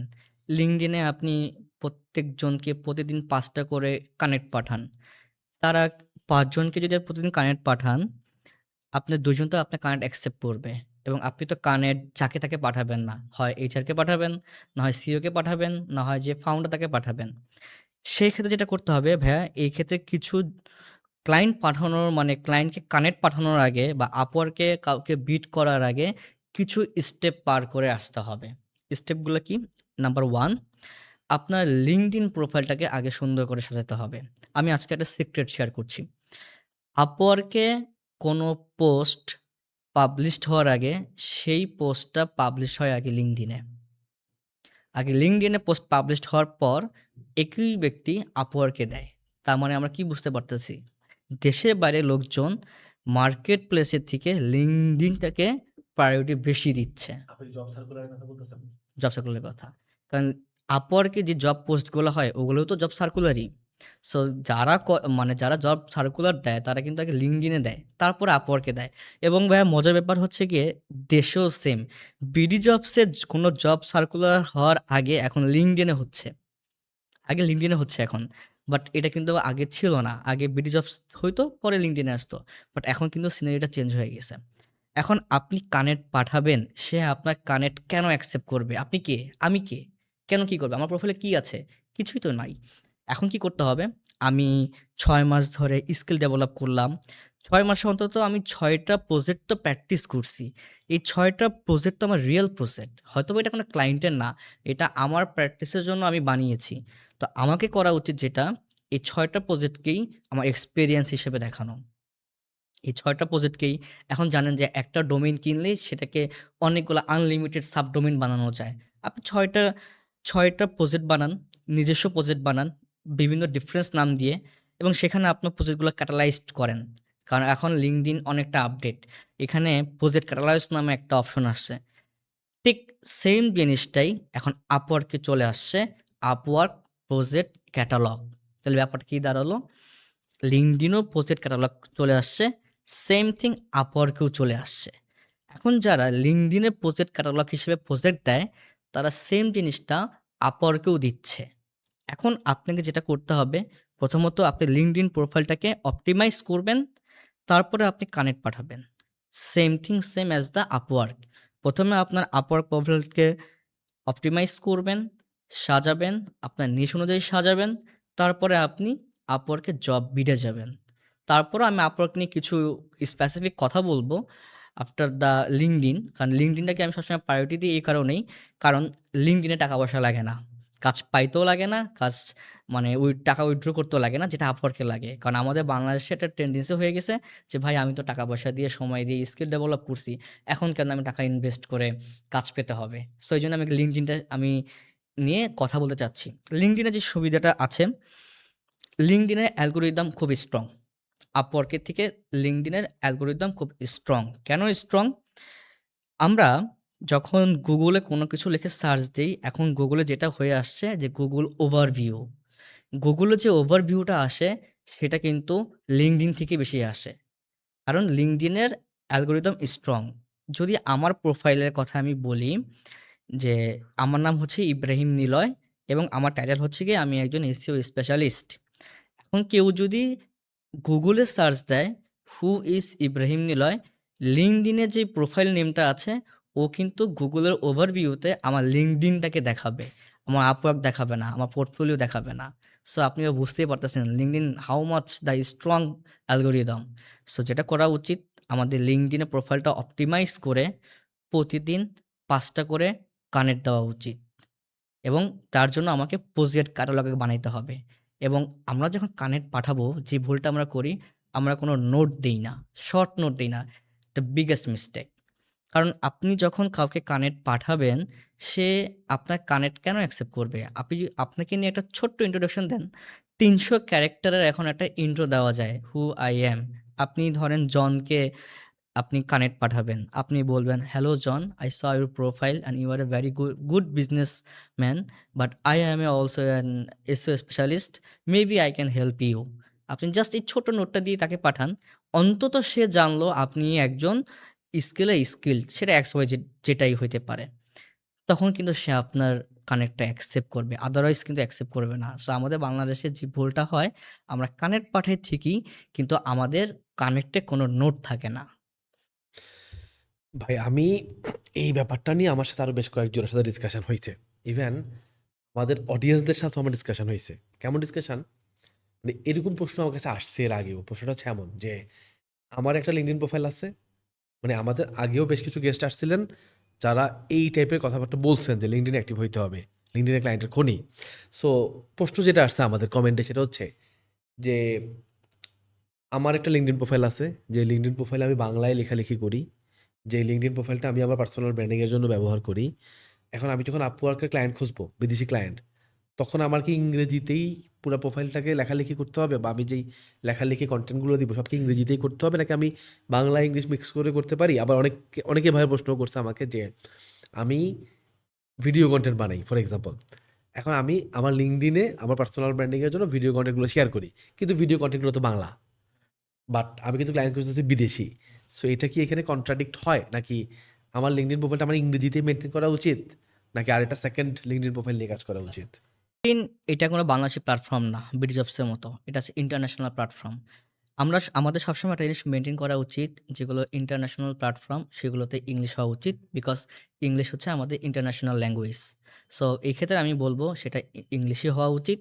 কারণ আপনার দেশি হোক বা বিদেশি হোক, LinkedIn এ যারা থাকে তারা কিন্তু ভাইয়া মাস্ট এডুকেটেড থাকে। আপনি দেখবেন সব ফাউন্ডার, সব ওনার বা সব সিইও এদের কিন্তু LinkedIn এ প্রোফাইল নাই। বাট কিছু ফাউন্ডার, কিছু সিইও, কিছু এইচআর ম্যানেজার এদের LinkedIn এ প্রোফাইল আছে। কারণ এটা কিন্তু ভাই অন্যদের থেকে টু মাচ এডুকেটেড। এবং যেহেতু তারা এডুকেটেড, তাহলে আপনি নিঃসন্দেহে ধরতে পারেন এরা ইংলিশেও এক্সপার্ট। সো সেক্ষেত্রে আমার এটা পার্সোনাল ওপিনিয়ন যে LinkedIn এ আপনার যত অ্যাক্টিভিটি হবে সেটা যেন ইংলিশে হয়। সো ধরেন আমরা ইংরেজিতে কমিউনিকেশন শুরু করব LinkedIn-এ, বা আমি আরও আদার্স যে সমস্ত আপনি আমাকে সাজেশন দিলেন, এইভাবে আমরা আমাদের ক্লায়েন্টকে খোঁজা শুরু করব। এখন দেখেন একটা ক্লায়েন্ট আমাকে কখন কাজ দিবে? যখন সে আমাকে ট্রাস্ট করবে, তাই না? তার সাথে আমাদের একটা ট্রাস্ট বিল্ড হবে, একটা বন্ডিং হবে। তখনই তো সে আমাকে কাজ দিবে বা আমাকে কাজ করার ট্রাই করবে। তো ট্রাস্ট বিল্ড করার প্যারামিটারগুলো আসলে কি, কি? খুব ইম্পোর্টেন্ট একটা জিনিস ট্রাস্ট। আসলে আমাদের পুরো পৃথিবীটাই দাঁড়ায় আছে ট্রাস্টের উপর। আপনি, আমি বা ক্লায়েন্ট, টাকা-পয়সা সবকিছুই ট্রাস্টের উপর। Trust first priority. এখন একটা ক্লায়েন্ট, ফর এক্সাম্পল আপনি হচ্ছেন আমার ক্লায়েন্ট, আমি হচ্ছে আপনার ওয়ার্কার, ওপেন ওয়ার্কার যেটা আমার LinkedIn এ দেওয়া থাকে। আপনি আমাকে কি বুঝে কাজ দিবেন? কি হিসেবে কাজ দিবেন? আপনি কি ট্রাস্ট আমার উপর? সেটার ক্ষেত্রে কিছু ক্রাইটেরিয়া আছে, মেইনটেইন করলেই হয়। তেমন কঠিন না, বিষয়টা খুবই সোজা। বাট আমরা মেইনটেইন করি না, বাট সোজা।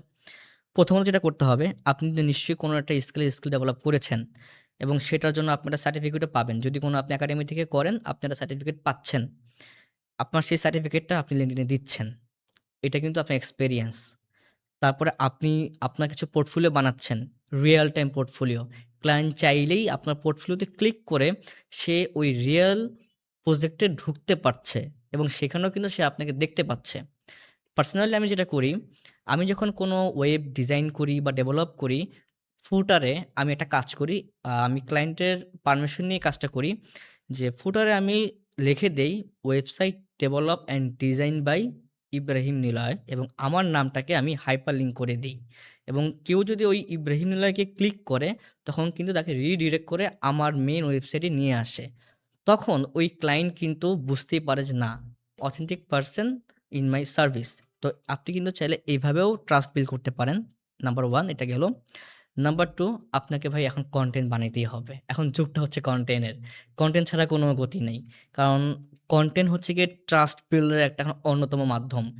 যেই মানুষটা পাবলিকলি কনটেন্ট বানাচ্ছে এবং পাবলিকলি সে শেয়ার করছে, তার মানে সে কোনো ফ্রড বা সে কোনো ফাউল কেউ হবে না বা ফ্রড কেউ হবে না বা টাকা দিয়ে সে মেরে যাবে না। কারণ সে কন্টিনিউয়াসলি কনটেন্ট বানাচ্ছে এবং সে প্রতিনিয়তই সেটা Facebook, YouTube বা যেকোনো জায়গায় হোক সে দিচ্ছে। তার মানে তাকে অন্তত ১,০০০, ২,০০০ মানুষ চিনে। এখন আমি যদি আপনার সাথে ফ্রড করি, আপনি খুব সহজেই আমার নামে একটা পোস্ট করতে পারেন এবং সেটা কিন্তু মানুষ বিশ্বাস করবে। এখন অ্যাজ এ ফ্রিল্যান্সার বলেন বা ওয়ার্কার বলেন বা স্টাফ বলেন বা এমপ্লয়ি বলেন, তখন আমার মধ্যে কিন্তু এই ভয়টা থাকবে যে আমি যার কাজ করছি তার সাথে যদি আমি ফ্রড করি, তাহলে কিন্তু আমার মার্কেট পুরোটাই শেষ। এবং ক্লায়েন্ট যদি আমাকে নিয়ে একটা বাজে মন্তব্য করে, আমাকে কিন্তু নেক্সট টাইম কেউ কাজ দিবে না। সো এইজন্যই আমি বললাম কনটেন্টের কোনো বিকল্প নেই। কনটেন্ট বানাইতেই হবে। এই কনটেন্ট দিয়েই আপনাকে ট্রাস্ট বিল্ড করতে হবে। পাশাপাশি আপনার রিয়াল পোর্টফোলিও, আপনার নিজের পোর্টফোলিও, এগুলোকে আপনি অলওয়েজ অ্যাড রাখবেন এবং প্রতিনিয়ত আপনি আপনার কাজে আপডেট দিয়ে যাবেন। যেন ক্লায়েন্ট বুঝতে পারে আপনি একজন অ্যাক্টিভ এবং হার্ড ওয়ার্কার। ক্লায়েন্ট এইটা পছন্দ করে যে আমার কোম্পানিতে কাজ করবে, সে কি হার্ড ওয়ার্কার? সে কি অ্যাক্টিভ? সে কি আমাকে টাইম ভ্যালু দিতে পারবে? কারণ বিদেশি ক্লায়েন্ট যেটা হয়, ওরা টাকার থেকে টাইম ভ্যালুটা বেশি করে। দেখবেন আপনি যদি কোনো বিদেশি ক্লায়েন্টের সাথে মিটিং করেন, তারা প্রত্যেক সময় মেসেজের নিচে একটা কথা লিখে দেয়, "ডোন্ট ওয়েস্ট মাই টাইম।" আমি প্রতিনিয়ত এই মেসেজটা পাই যে, "don't waste my time. If you need anything just tell me, I will give you." But ওরা টাইম ওয়েস্ট পছন্দ করে না। সো আমাদেরকে অ্যাক্টিভলি থাকতে হবে LinkedIn এ। প্রথমত এটা আমার LinkedIn এর আউট অফ মার্কেট প্লেস এর কথা। এই লোকাল মার্কেট থেকে কিভাবে ক্লায়েন্ট পাওয়া যাইতে পারে শুরুর দিকটায় একটা ধারণা পাইলাম। ইন্টারন্যাশনাল ক্লায়েন্টগুলা কিভাবে লিঙ্কডইন থেকে পাওয়া যাইতে পারে একটা ধারণা পাইলাম। এবার বলেন আপওয়ার্কে করবোটা কি? আমি প্রথম যে ভয় আমার, আমি তো নতুন, এখানে আমি একদমই নতুন, আমার কোনো পোর্টফোলিও নাই, আমারে কেউ চিনে না জানে না, এখানে শো অফ করারও জায়গা নাই, ক্লায়েন্ট কেউ পার্সোনালি গিয়ে আসলে নক করার স্পেস নাই, এখানে করবোটা কি? আপওয়ার্কে ক্লায়েন্ট পাওয়া রয়েছে এতক্ষণ। বাংলাদেশে ক্লায়েন্ট পাওয়া তো ইজি, কারণ আমার এখানে ল্যাঙ্গুয়েজ ভ্যারিয়েশন নাই। লিঙ্কডইনে অনেক যাচাই বাছাই হয়, লিঙ্কডইনে এন্ডোর্স করতে হয়, বাট আপওয়ার্কে ক্লায়েন্ট পাওয়া আরও ইজি। এখন আমার এই পডকাস্টে এখানে আসার আগে অনেকেই আপওয়ার্ক নিয়ে কথা বলেছে, আমি দেখেছি, বাট আমি একটু কিছু জিনিস শেয়ার করতে চাই।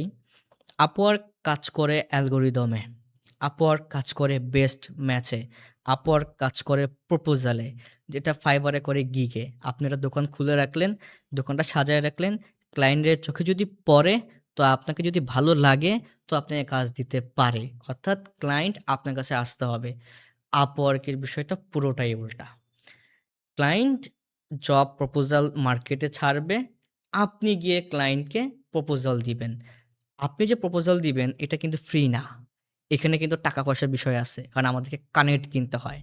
তো কি হলো? জব পোস্ট করলো, তারও ছোট্ট একটা কারেন্ট খরচ হচ্ছে। তার মানে ফাইন্যান্সিয়াল রিলেটেড। যিনি ওই জব এপ্লাই করলো, জব পোস্টের মধ্যে, তারও কিন্তু একটা ভালো কারেন্ট খরচ যাচ্ছে। তার মানে এখানেও ফাইন্যান্সিয়াল রিলেটেড। তার মানে দেখা যাচ্ছে কি? যিনি জব পোস্ট করলেন এবং যিনি জব এপ্লাই করলেন, ২ টাই কিন্তু ফ্রি না। এখানে একটা ভ্যালু ক্রিয়েশন আছে।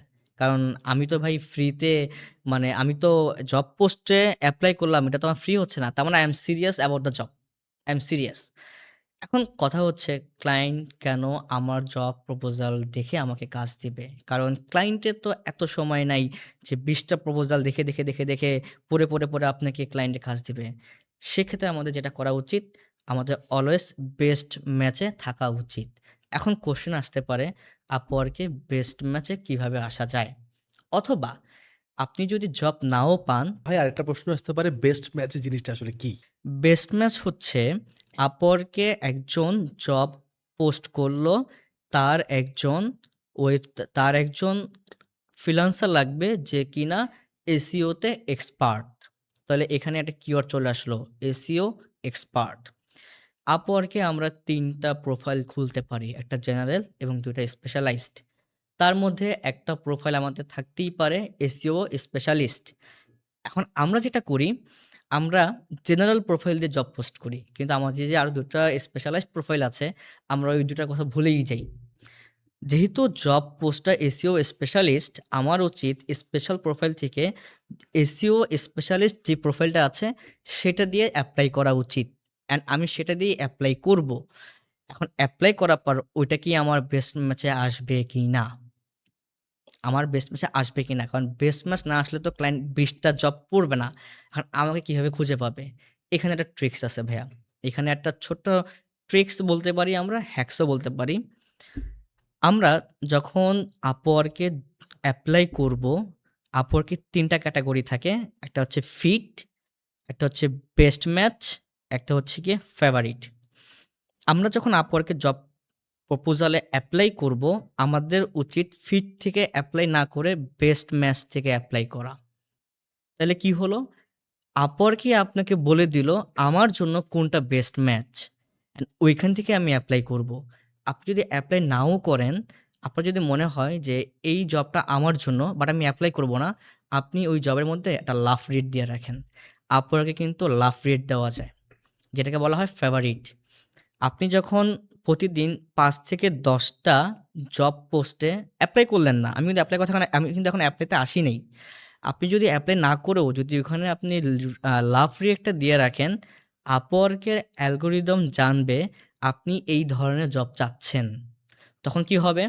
আমি কিন্তু বেস্ট ম্যাচ থেকে এগুলো নিচ্ছি। আমার কিন্তু এখন ফিড থেকে যাচ্ছি না। তখন ফিডে Upwork আপনাকে ওই রিলেটেড জব দেখাবে। অ্যান্ড আপনি ওই রিলেটেড জবে তখন এপ্লাই করবেন। অ্যান্ড এপ্লাইটা করতে হবে খুবই ইজিলি। প্রথমত যেটা করবেন, যে দেখবেন ওই Upwork এর প্রোফাইলে তার ক্লায়েন্টের নামটা আছে কিনা। কারণ আমাদের জীবনের সবচাইতে পছন্দের ওয়ার্ডটা হচ্ছে আমাদের নাম। আপনি ফর এক্সাম্পল জন। আপনি সে অ্যাপ্লাই করলো, আপনি লিখলেন হ্যালো জন বা ডিয়ার জন বা হেই জন, লিখে আপনি আপনার স্পেশালাইজটাকে এক লাইনে লিখলেন। লেখার পরে কারণ ২৫০ ক্যারেক্টার দেখা যায় ১ম জব মানে ক্লায়েন্টের ড্যাশবোর্ডে। আপনি ওইখানে কোনো একটা জায়গায় একটা কোয়েশ্চেন মারতে হবে, "I have a question about your project" এবং ওই লেখাটা লেখার পর আপনি নিচে ৫ টা কোয়েশ্চেন করবেন। এবং ৫ টা কোয়েশ্চেন হইতে হবে ভাইয়া খুবই ইজি।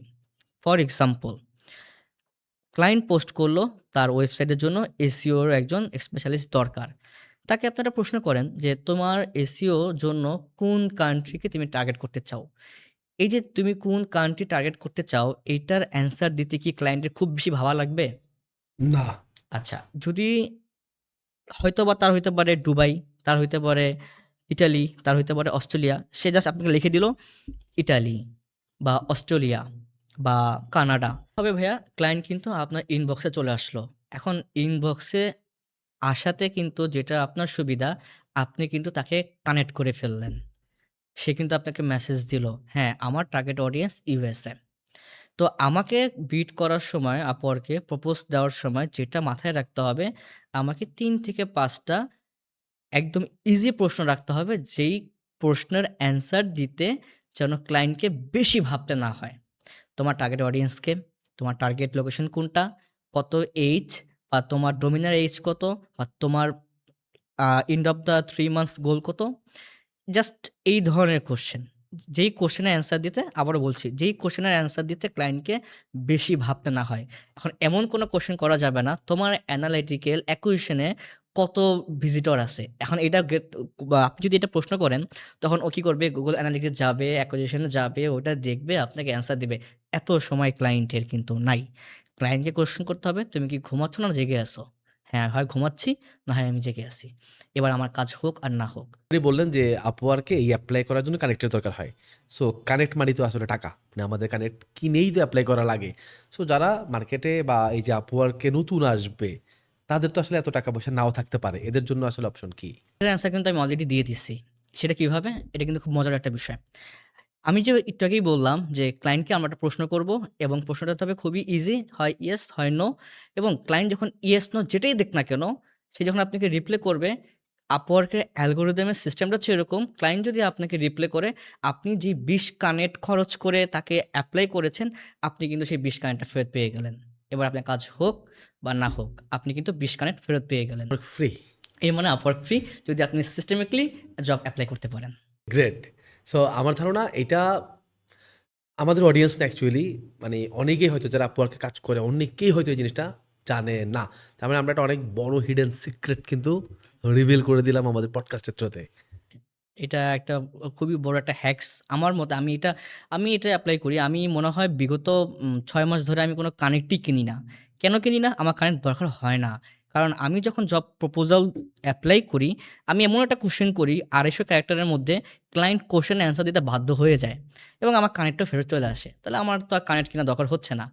তো যারা নতুন তাদের জন্য এটা এপ্লাই করা আসলেই উচিত। আরেকটা ওয়ে বলে দেই, এটাও খুব মজার যে Upwork এ কিন্তু আরেকভাবে ফ্রিতে কাজ পাওয়া যায়। কোনো কারেন্ট খরচ করতে হয় না।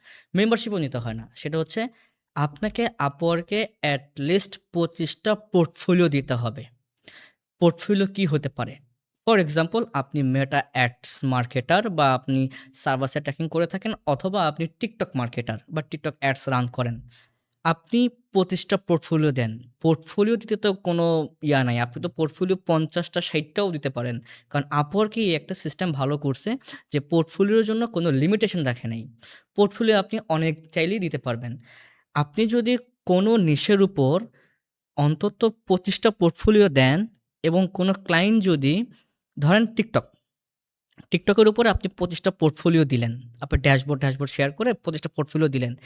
কোনো ক্লায়েন্ট যদি TikTok এর উপর জব এপ্লাই করে, আপনি অটোমেটিক্যালি ইনভাইট পেয়ে যাবেন এবং ইনভাইট পেলে আপনি ওই ইনভাইটে জব এপ্লাই করতে পারবেন টোটালি ফ্রি। আপনার কারেন্টলি লাগতেছে না। উল্টা Upwork আপনাকে সাজেস্ট করতেছে।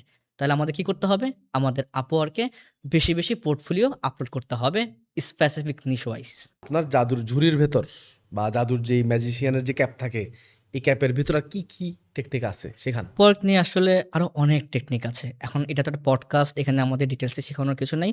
বাট আমরা টপিকটা বলে দিতে পারি, বাকিরা আমাদের অডিয়েন্স ইউটিউবিং বা যেভাবে হোক শিখে নিতে পারে। আমি ২ টা বিষয় নিয়ে কথা বলব আপওয়ার্ক এর এখানে। ১ম বিষয়টা হচ্ছে আপওয়ার্কে আপনি সিগন্যাল পাঠাইতে পারবেন। সিগন্যাল কিন্তু খুব ইম্পোর্টেন্ট। এখন আমরা কিন্তু জানি না কিভাবে সিগন্যাল পাঠাইতে হয় আপওয়ার্কে। আমি শিখাই দিচ্ছি আজকে। এটার জন্য ইউটিউব করতে হ ইট এটার জন্য ইউটিউব করতে হবে না। এটা আমি এখনই শিখিয়ে দিচ্ছি। আপনার যেই নিশ, আপনার নিশ লিখে আপওয়ার্কে সার্চ বারে সার্চ করবেন জব ক্যাটেগরি সার্চ দিয়ে। আবার বলছি, আপনার যেই নিশ, সেই নিশ নিয়ে সার্চ বারে সার্চ করবেন জব ক্যাটেগরি সিলেক্ট করে। অ্যান্ড ওইখানে অসংখ্য জব আসবে। যেইটা আপনার মনে হবে যে আপনি এটার জন্য ক্যাপেবল, ওইখানে আপনাকে বিট করতে হবে না। ওইখানে আপনি জাস্ট লাইক রিয়েট দিয়ে রাখেন। মানে লাভ রিয়েটকে আমরা লাইক রিয়েট বলে থাকি। আপনি প্রতিদিন ৫ টা কি ১০ টা বা ২০ টা দিয়ে থাকেন। এতে কি হবে? এতে যেটা হবে, আপওয়ার্ক একটা সিগন্যাল পাবে আপনি এই নিশের জন্য বেস্ট। আর তখনই কোনো ক্লায়েন্ট যখন আপওয়ার্কে জব প্রপোজাল পাঠাবে, আপনাকে অটোমেটিক্যালি ইনভাইটেশন পাবেন।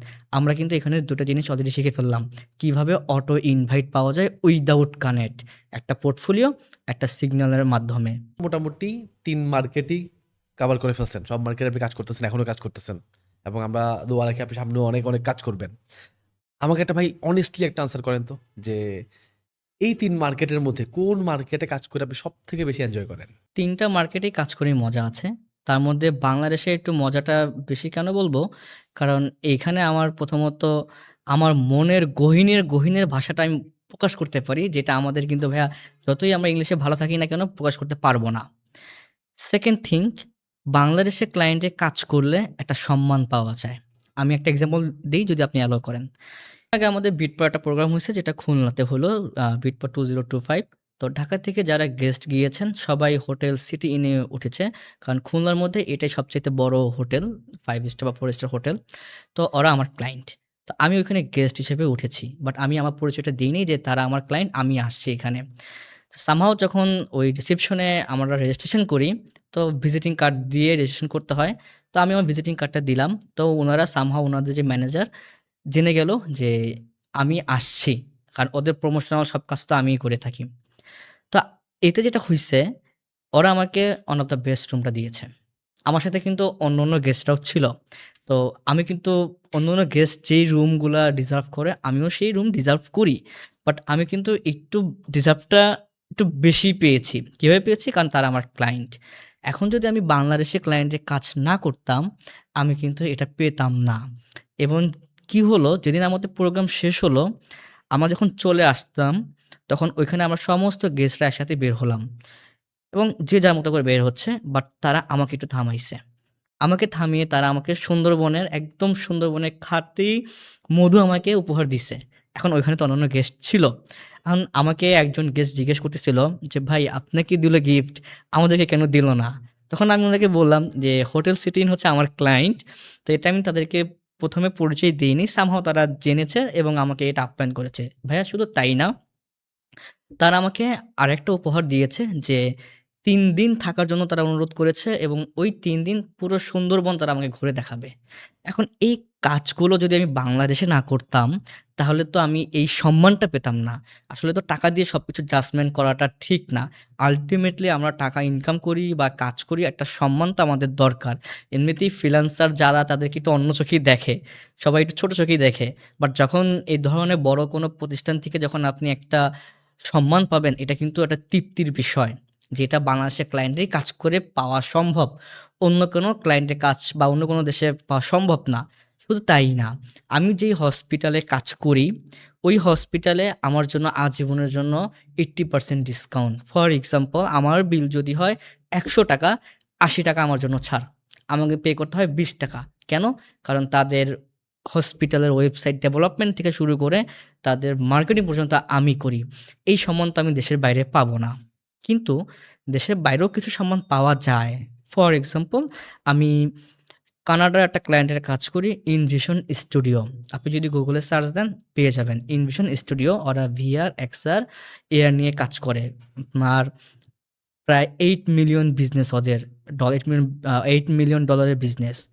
তো ওদের কাজ করাতে, ওরা তখন উইন্টার ছিল, গত উইন্টার। ওরা হঠাৎ করে আমাকে বলল যে, "Niloy, give me your Bangladeshi address." আমি বললাম, "হোয়াই?" তো ওরা আমাকে বলল না কেন আমার অ্যাড্রেস চাচ্ছে। কারণ আমি ভাবলাম ওরা বিদেশি ক্লায়েন্ট, আমার অ্যাড্রেস নিয়ে কী বা করবে? তো কি করলো, আমি আমার অ্যাড্রেসটা দিলাম। ওরা DHL এ করে আমার জন্য একটা ভাই খুব দামি পারফিউম পাঠাইছে। যেই পারফিউমটা বাংলাদেশী টাকার দাম হচ্ছে গিয়ে প্রায় ৳৩৫,০০০। এটাও একটা সম্মান। এটাও একটা সম্মান। তো বাট সম্মানের দিক থেকে চিন্তা করলে বাংলাদেশী সম্মানটা বেশি এবং কাজ করে মজাটাও বেশি। কারণ আপনি যে ফ্যাসিলিটিস গুলা বাংলাদেশে পাবেন, সেগুলো তো দেশের বাইরে আর পাওয়া সম্ভব না। যার কারণে আমি স্বাচ্ছন্দ্য বোধ করি বাংলাদেশে ক্লায়েন্ট নিয়ে কাজ করার জন্য। এখানে যে বিষয়টা হচ্ছে যে, সম্মান দিয়ে তো আর জীবন বা সংসার চলবে না। পাশাপাশি আমাকে তো টাকাও ইনকাম করতে হবে। তো টাকা ইনকামের ক্ষেত্রে আপনাকে ডলারে আসতেই হবে। আপনি সেম কাজ, সেম সময়, সেম প্যারা বা সেম হ্যাসেল যেটা আপনি ডলারে ইনকাম করবেন, সেম জিনিসটা আপনি যদি বাংলাদেশেও দেন, সেটাতে বাংলা টাকা ইনকাম করবেন। তো ডিফারেন্সটা কি? ডলারের একটা রেট, বাংলা টাকা তো বাংলা টাকার রেট। বাট কষ্ট কিন্তু সেম। তো সেক্ষেত্রে আমি বলব, যদি পসিবল হয় আপনাদের দেশের বাইরেই কাজ করা উচিত। কারণ আমাদের আল্টিমেটলি গোল কিন্তু টাকা ইনকাম করাটা। তো ভাই আসলে আল্টিমেটলি গোল financial freedom, ultimate goal financial freedom. So এই ক্ষেত্রে আপনার কি এটা মনে হয় না যে আমাদের আসলে রেসপেক্ট ব্যাপারটাও দরকার? অ্যাটলিস্ট আমি যেন দেশের রেসপেক্ট পাই, এটাও আমার দরকার, প্লাস ফাইন্যান্সিয়াল ফ্রিডম এটাও আমার দরকার। সো আমাদের কি তাহলে একটা কম্বাইন্ড পোর্টফোলিও মেনটেন করা উচিত? এটার জন্য আমি যেটা করতেছি, যেমন আমি আমার স্ট্র্যাটেজি ফলো করতেছি। আমি দেশেও কাজ করছি, দেশের বাইরেও কাজ করছি। দেশে কাজ করছি টাকা প্লাস সম্মানের জন্য, দেশের বাইরে কাজ করছি টাকার জন্য। সো কম্বাইন্ড ভাবে আমাদেরকে আগাইতে হবে। আমরা একভাবে থাকলে হবে না। আমাদের বাংলাদেশের রাজনৈতিক যে অবস্থা, কখন কি হয়ে যায় এটা তো বলা যায় না। কখন কোনটা অফ হয়ে যায়। যেকোনো বিজনেস কিন্তু ভাইয়া যেকোনো সময় বন্ধ হয়ে যেতে পারে। বাংলাদেশের যদি আপনি কথা চিন্তা করেন, তো সেই ক্ষেত্রে ইন্টারন্যাশনাল এবং ন্যাশনাল ২ জায়গায় কাজ করা উচিত। অলরেডি যেহেতু মেনশন করছেন যে বেঁচে থাকতে হলে টাকা দরকার, তো আমার কাছে মনে হয় কি টাকা যেহেতু কামাবো, আমি কম কেন কামাবো, বেশিই কামাবো। সো আমরা যখন ক্লায়েন্ট হান্টিং করতে যাই, আমাদের কিন্তু দুই ধরনের ক্লায়েন্ট দেখি আমরা। একটা লো টিকেট ক্লায়েন্ট থাকে, একটা হাই টিকেট ক্লায়েন্ট থাকে। সো ওই আবারও সেম প্রশ্ন, টাকা যেহেতু কামাবো কম কেন কামাবো, বেশিই কামাবো। এখন আমার অবজেক্টিভ হচ্ছে ভাই হাই টিকেট ক্লায়েন্টগুলোকে ধরা, বেশি বেশি টাকা কামানো। সো এই হাই টিকেট ক্লায়েন্টগুলোকে ধরার জন্য আপনার সাজেশন কি? টিকেট ক্লায়েন্ট এবং লো টিকেট ক্লায়েন্ট তো আমরা প্রোফাইল দেখলেই বুঝতে পারি, কোম্পানি প্রোফাইল দেখলেই। তো আমাদের বাংলাদেশের প্রেক্ষাপটে যেটা আমরা বুঝি, যেগুলো কোম্পানির ইয়ারলি ইনকাম ২৫ থেকে ৩০ কোটি টাকা, এদেরকে আমরা হাই টিকেট বলতে পারি। আর যেগুলো লো টিকেট ক্লায়েন্ট আমরা তো দেখলেই বুঝতে পারি, যেমন একটা ই-কমার্স বিজনেস আছে বা একটা ক্লোথিং বিজনেস আছে বা যেগুলো আছে ব্লা, ব্লা থিংস। সো এখন আমরা কিভাবে হাই টিকেটের কাছে পৌঁছাবো? আমার স্কিল পৌঁছাবো এবং তাকে কিভাবে আমি বোঝাবো যে আপনার আমাকে প্রয়োজন? সেটার জন্য আমাদের পোর্টফোলিও নিয়েই খেলতে হবে। কিভাবে সেটা? আমি আমার একটা রিয়াল কেস স্টাডি বলছি। নেটওয়ার্কিং। আপনাকে নেটওয়ার্কিং করতে হবে। কিভাবে নেটওয়ার্কিং করবেন? ২ ভাবে করতে পারবেন। নাম্বার ১, LinkedIn এর মাধ্যমে। কারণ আমি ১ম এই বলে নিয়েছি যে যারা এডুকেটেড, যারা প্রফেশনাল, তাদেরই কিন্তু LinkedIn এ একটা প্রোফাইল থাকে। সেটা কিন্তু ভাইয়া বাংলাদেশের প্রেক্ষাপটেও। এবং পাশাপাশি apollo.io নামে যে একটা লিড জেনারেশন সফটওয়্যার বা টুলস বা ওয়েবসাইট আছে, আমরা ওইখান থেকে নিতে পারি। প্রত্যেকটা কোম্পানিরই একটা ওয়েবসাইট থাকে এবং প্রত্যেকটা কোম্পানিরই একটা ডোমেইন মেইল থাকে। যেটা Gmail, Yahoo মেইল না, কিন্তু ডোমেইন মেইল। কি থাকতে পারে? যেমন XYZ একটা কোম্পানির নেম। তো hr@xyz.com। এখন আপনি এই মেইলগুলা কই পাবেন? আপনার তো সম্ভব না। এত সময় তো আমাদের হাতে নাই যে খুঁজে আমরা হাই টিকেট ক্লায়েন্ট বের করব। সেক্ষেত্রে ইজি ওয়ে, অ্যাপোলো আইওতে যাবেন, পিপলস এ সার্চ করবেন। পিপল যে ক্যাটেগরি আছে ক্লিক করবেন। ওইখানে এমপ্লয়ি জায়গায় HR, ফাউন্ডার, সিইও মেনশন করে দিবেন। ইমেইলটা মেনশন করে দিবেন ভেরিফাইড এবং ইন্ডাস্ট্রি দিবেন হাই টিকিটের। কারণ আমরা জানি হাই টিকিট কারা হয় এবং ওইখানে রেভিনিউটাও সিলেক্ট করা যায়। অলরেডি আমি বলেছি যে ২৫ থেকে ৩০ কোটি টাকা রেভিনিউ ইয়ারলি বাংলাদেশে। ওইখানে রেভিনিউ সিলেক্ট করে দেওয়া যায়। আপনি যখন এগুলো সিলেক্ট করে দিয়ে এপ্লাইতে ক্লিক করবেন, আপনাকে সুন্দর করে হাই টিকিটের লিস্ট ধরাই দিবে। অ্যান্ড ওইখান থেকে আপনি আপনার ক্রিয়েটিভিটি দিয়ে আপনি মেইল করবেন উইথ ইউর প্রোফাইল এবং প্রোফাইলগুলো যেন হয় ভিজিবল। মানে জাস্ট বললে হবে না আমি অমুক কোম্পানিতে কাজ করেছি, আমি তমুক কোম্পানিতে কাজ করেছি, এইভাবে না। কোম্পানির লোগো সহ হাইপার লিঙ্ক ধরে দিতে হবে যে আমি এই কোম্পানিতে এই কাজটা করেছি, আমি এই কোম্পানিতে এই কাজটা করেছি, যার কারণে তাদের ইনকামস 2 টাইমস বা 2x বা 10x বেড়েছে। এইভাবে আমরা সহজে হাই টিকেট ক্লায়েন্ট ধরতে পারি। এতে যেটা হয় ক্লায়েন্টের সাইকোলজি কাজ করে এরকম যে আমি যদি একজন বাংলাদেশি স্টাফ বা এমপ্লয়ি নেই, তাকে যদি আমি বেতন প্রত্যেক মাসে ৫০,০০০ টাকা দেই এবং তার বিনিময়ে যদি আমার ইনকাম হয় ২ লক্ষ, ৩ লক্ষ, ৪ লক্ষ টাকা, তাহলে কিন্তু ভাই ওই হাই টিকেট ক্লায়েন্টের কাছে ৫০,০০০ টাকা কিছুই না। এইভাবে চাইলে আপনি খুব ইজিলি অ্যাপোলো আইওর মাধ্যমে রেভিনিউ সিলেক্ট করে দিয়ে হাই টিকেট ক্লায়েন্ট পেতে পারেন। এবার আসি একটু বিদেশির ক্ষেত্রে। সেম থিং অ্যাপোলো আইও, জাস্ট বাংলাদেশের জায়গায় বিদেশ। আপনি এবার দিয়ে দিবেন বিদেশ। দুবাই খুব অবহেলিত একটা কান্ট্রি। কারণ দুবাইয়ের কাজ কেউ নিতে চায় না। এটার জন্য অনেক কারণ আছে। তার মধ্যে একটা কারণ হতে পারে এশিয়া। ট্রাম্প কে? ট্রাম্প হচ্ছে আমাদের এখন বর্তমানে ইউএস এর প্রেসিডেন্ট। ট্রাম্প দুবাইতে 88 নামে একটা ফ্লোর ইনভেস্ট করতেছে, যেটা কিনা ট্রাম্পের নামেই, নাম হচ্ছে ট্রাম্প টাওয়ার ইন দুবাই। আমি এই অ্যাপোলো আইওর মাধ্যমে ট্রাম্প টাওয়ার ইন দুবাইয়ের কাজটা পেয়েছি। ভাই যেটা কিনা হাই টিকেট ক্লায়েন্ট। মানে হাই টিকেট বললেও ভুল হবে। Highest ticket client. ট্রাম্প টাওয়ারের ওয়েবসাইট পর্যন্ত আমার বানানো অফিসিয়াল ওয়েবসাইট। ট্রাম্প টাওয়ারের মার্কেটিংগুলো আমার এজেন্সি করছে। ট্রাম্প টাওয়ার ইন দুবাই, এই কাজটা যে আমি পাবো এটা আমি কল্পনাও করতে পারি নাই। আমি জাস্ট অ্যাপোলো আই থেকে তাদের ডেটাটা বের করেছি। আমি আমার টেমপ্লেট দিয়ে তাদেরকে মেল করেছি। তাদের ওইখানে ইনচার্জ হচ্ছে একটা মেয়ে, নাম হচ্ছে হানানা এবং এলিনা। ওরা ২ বোন মিলে এটাকে পুরোটা ডিল করছে, হানানা এবং এলিনা ২ বোন। তো উনারা আমাকে রিচ আউট করেছে LinkedIn এর থ্রুতে। উনারা আমাকে বলেছে, "I receive your email and I reach out in the LinkedIn and research your LinkedIn profile. You are a very potential. We are interested to work with you." কি হলো ভাইয়া জানেন এখানে? আমি তো একে কাজটা পেয়ে গেলাম। ওরা আমাকে এমন একটা প্রপোজাল দিল, আমি যদি কোনো প্রপার্টি সেল করতে পারি, পার প্রপার্টিতে আমাকে 5% করে কমিশন দিবে। ট্রাম্পের মতো একটা প্রজেক্টে যদি আপনি একটা প্রপার্টি সেল করে ৫% কমিশন পান, আপনার তো ১ বছরে আর কোনো কাজই করা লাগবে না। কারণ ট্রাম্পের একেকটা প্রজেক্ট, একেকটা অ্যাপয়েন্টমেন্টের দামই তো হচ্ছে ১০ থেকে ২০ কোটি টাকা দাম। তার ৫% যদি আপনি হিসাব করেন, আপনি বুঝতে পারতেছেন এটা একটা ড্রিম স্যালারি বাংলাদেশের একজন মানে টপ এমপ্লয়ি বা টপ HR বলেন বা whatever you can say employee বলেন। তো কি হলো? আমি কিন্তু দুবাইতে রিচ আউট করলাম হাই টিকিটে, সেটাও অ্যাপোলো আইও দিয়ে। আমরা এখন কি করি? অনেকে অ্যাপোলো আইওটা ইউজই করি না বা আমরা জানিও না কিভাবে ইউজ করতে হয়। তো আমাদের যেটা করা উচিত, আমাদের অ্যাপোলো আইওর মাধ্যমে হাই টিকিট ক্লায়েন্টদেরকে লিস্ট বের করে এদেরকে প্রতিনিয়ত সুন্দর করে একটা ফলো আপ ইমেইল করা উচিত। এখন ইমেইলের ক্ষেত্রে একটু কথা আছে। আমরা ইমেইল করি থার্ড পার্টি প্লাগইন দিয়ে। এখন থার্ড পার্টি প্লাগইন দিয়ে ইমেইল করলে যে অসুবিধাটা হয়, অনেক সময় ইমেইলটা স্প্যামে চলে যায়। আচ্ছা, আমরা যদি Gmail ইউজ করি, আমরা যদি Gmail তো Google এর প্রোডাক্ট। আমরা যদি Google এর প্রোডাক্ট ইউজ করি এবং Google এর প্রোডাক্ট দিয়ে যদি আমরা ইমেইল করি, আমার কিন্তু চান্স থাকে না ওটা স্প্যামে যাওয়ার। কারণ আল্টিমেটলি তো Google এর প্রোডাক্ট। আমার তখন চান্স থাকে ওইটা ইনবক্সে হিট করার। সেক্ষেত্রে আমি যেটা আমার ট্রিক্স, এটা আমার হ্যাকস, আমার ট্রিক্স, আমি Google এর প্রোডাক্ট ইউজ করি। আমি কোনো মেইলচিপ ইউজ করি না, Klaviyo ইউজ করি না, ইনস্ট্যান্ট মেইল ইউজ করি না। গুগলের এক্সেল শিটে আমি লিডগুলো নিয়ে আসি এবং গুগলের নিজস্ব একটা এক্সটেনশন আছে, নাম হচ্ছে ইয়েট অ্যানাদার মেইল মার্চ, যেটা কিনা গুগলের product. Yet another mail March দিয়ে আমি প্রতিদিন ৪০০ ইমেল করতে পারি। এই ৪০০ ইমেলও কিন্তু ফ্রি না। এটার ইয়ারলি একটা পেমেন্ট আছে মাত্র $25, মাত্র $25, যেটা যদি আপনি মান্থলি হিসাব করেন আপনার $3 আসে। তো আপনি $3 এর বিনিময়ে প্রতিদিন যদি ৪০০ জনকে ইমেইল করেন, তাহলে আপনি ১ মাসে ১২,০০০ ইমেইল করতে পারছেন এবং এই ১২,০০০ ইমেইল কিন্তু স্প্যামে যাচ্ছে না, ইনবক্সে হিট হচ্ছে। এখন কি আপনার মনে হয় না এই ১২,০০০ ইমেইল থেকে আপনাকে ১২ জন নক দিবে? দেওয়া তো উচিত। এটা তো কমন সেন্স ভাই, দিবেই এটা। আর আপনার কি ১২ টা ক্লায়েন্ট পাওয়া উচিত একটা মাসে? দরকার আছে ১২ টা ক্লায়েন্ট? দরকার নেই, আপনার তো ট্রাম্প টাওয়ার পাইলে তো একটাই এনাফ। একটাই এনাফ।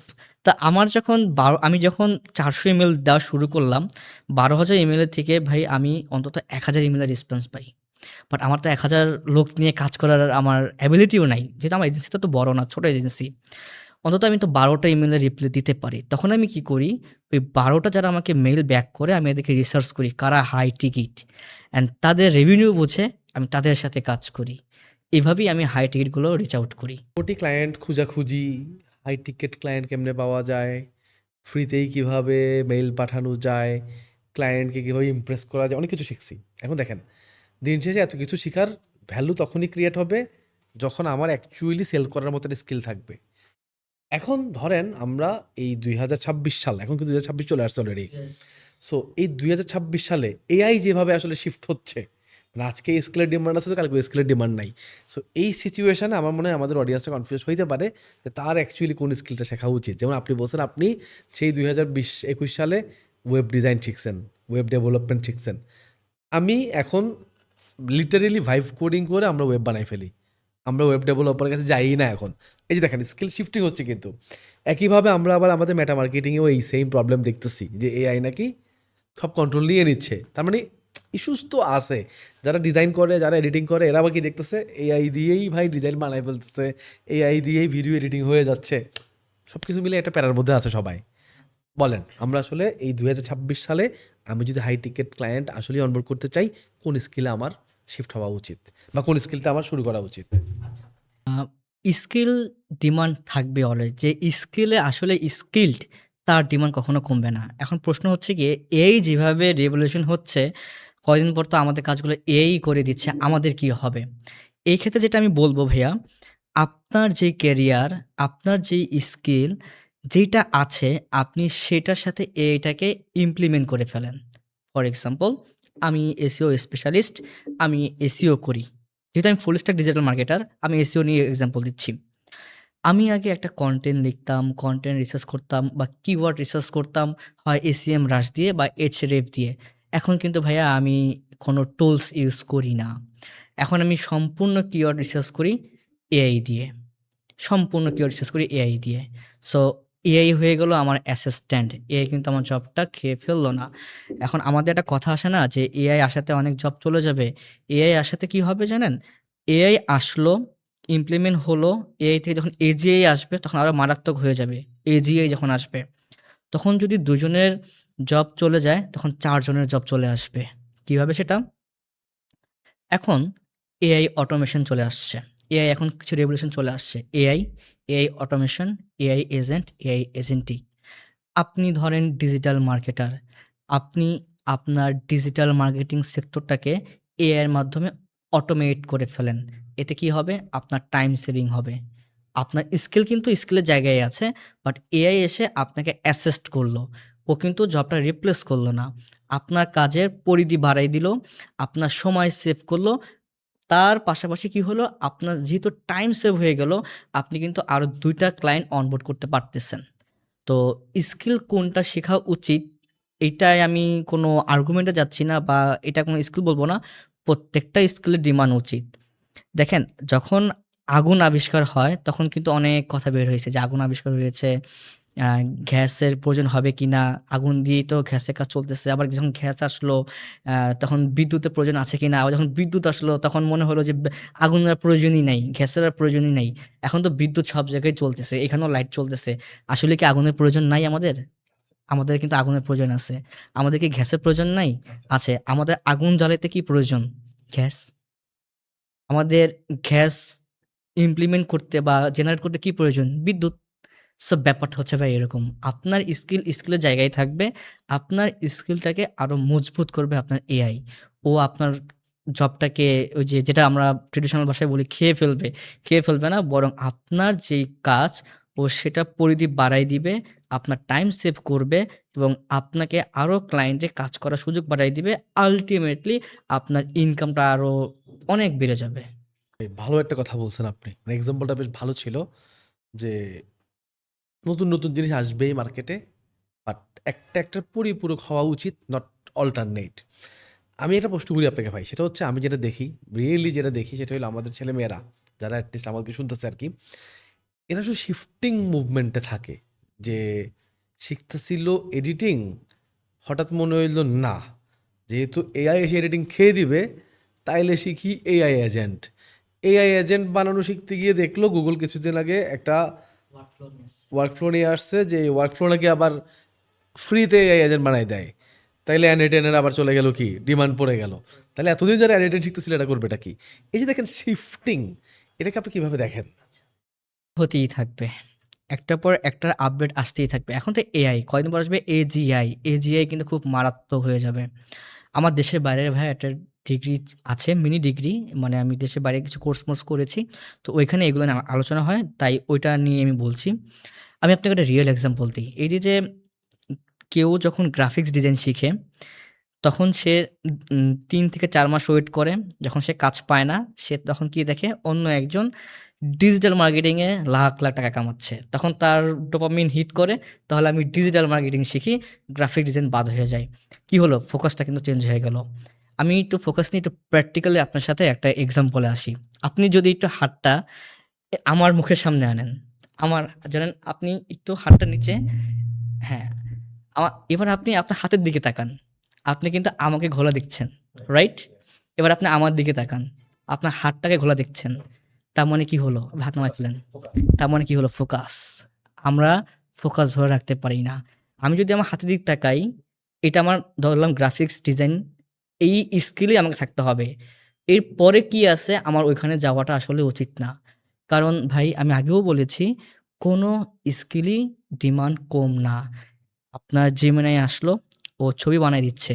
গ্রাফিক্স ডিজাইনের কাজ কি নাই? আছে। আজকে সকালবেলাও আমাকে আমার অস্ট্রেলিয়ান ক্লায়েন্ট বলতেছে যে, "নিলয় তোমার কাছে কি কোনো ভালো গ্রাফিক্স ডিজাইনার আছে কিনা?" কেন? সেও কি জানে না যে সে তো অস্ট্রেলিয়া থাকে। সে কি জানে না যে Gemini আসছে বা AI আসছে, আমি ডিজাইন ওই দিয়ে করে ফেলি?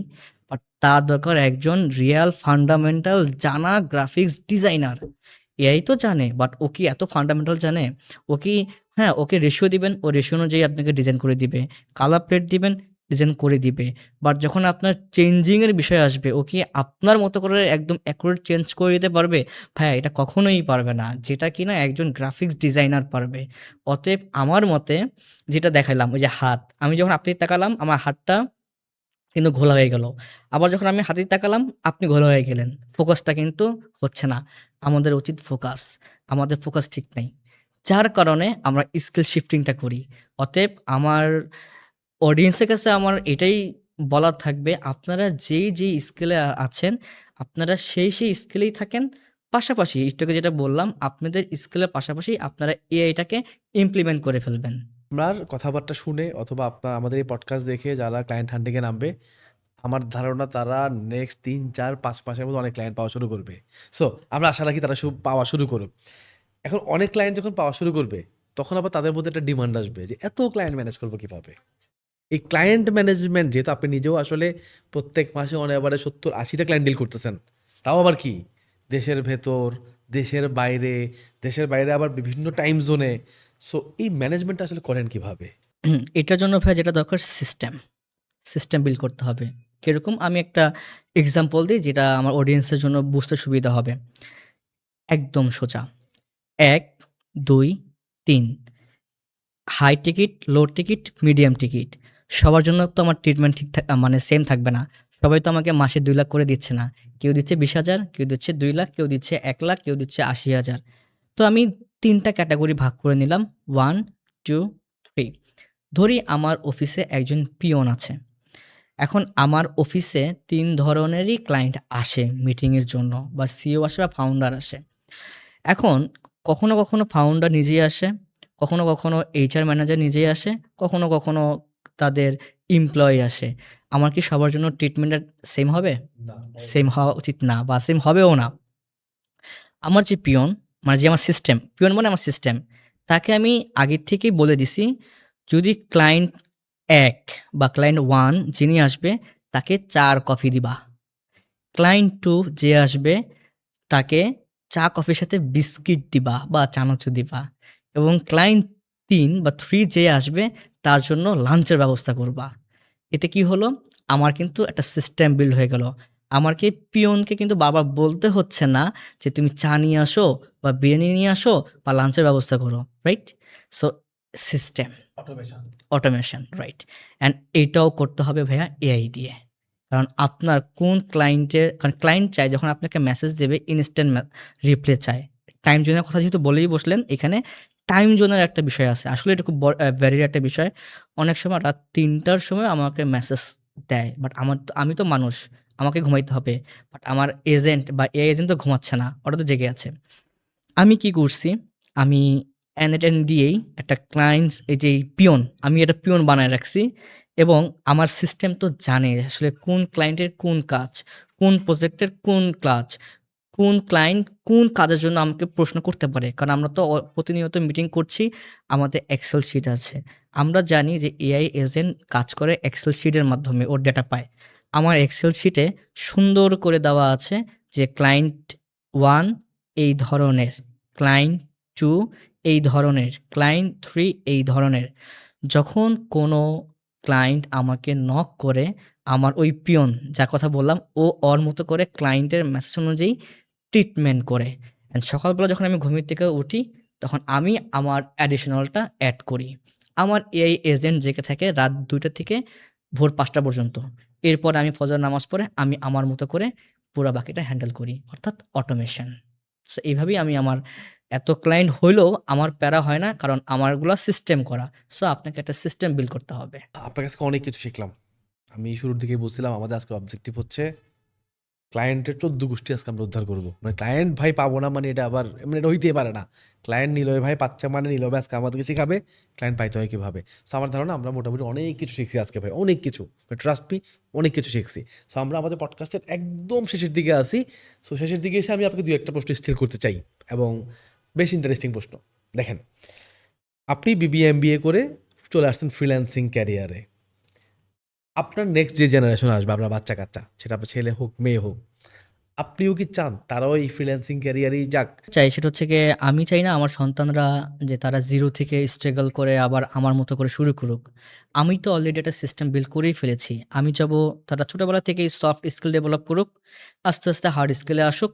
তারপরে আমার যে এজেন্সিটা আছে সেটার তারা দায়িত্ব নেক এবং এটাকে আরো দেশ-বিদেশ ছড়ায় দেক। যেমন আমার নিজস্ব ইচ্ছা যে আমার বিজনেসটা যেন মাল্টিন্যাশনাল বিজনেসে হয় এবং সেটা হয়তোবা আমি না করতে পারলেও আমি এক্সপেক্ট করব আমার সন্তানরা আমার বিজনেসটাকে মাল্টি বিজনেসে নিয়ে যাবে।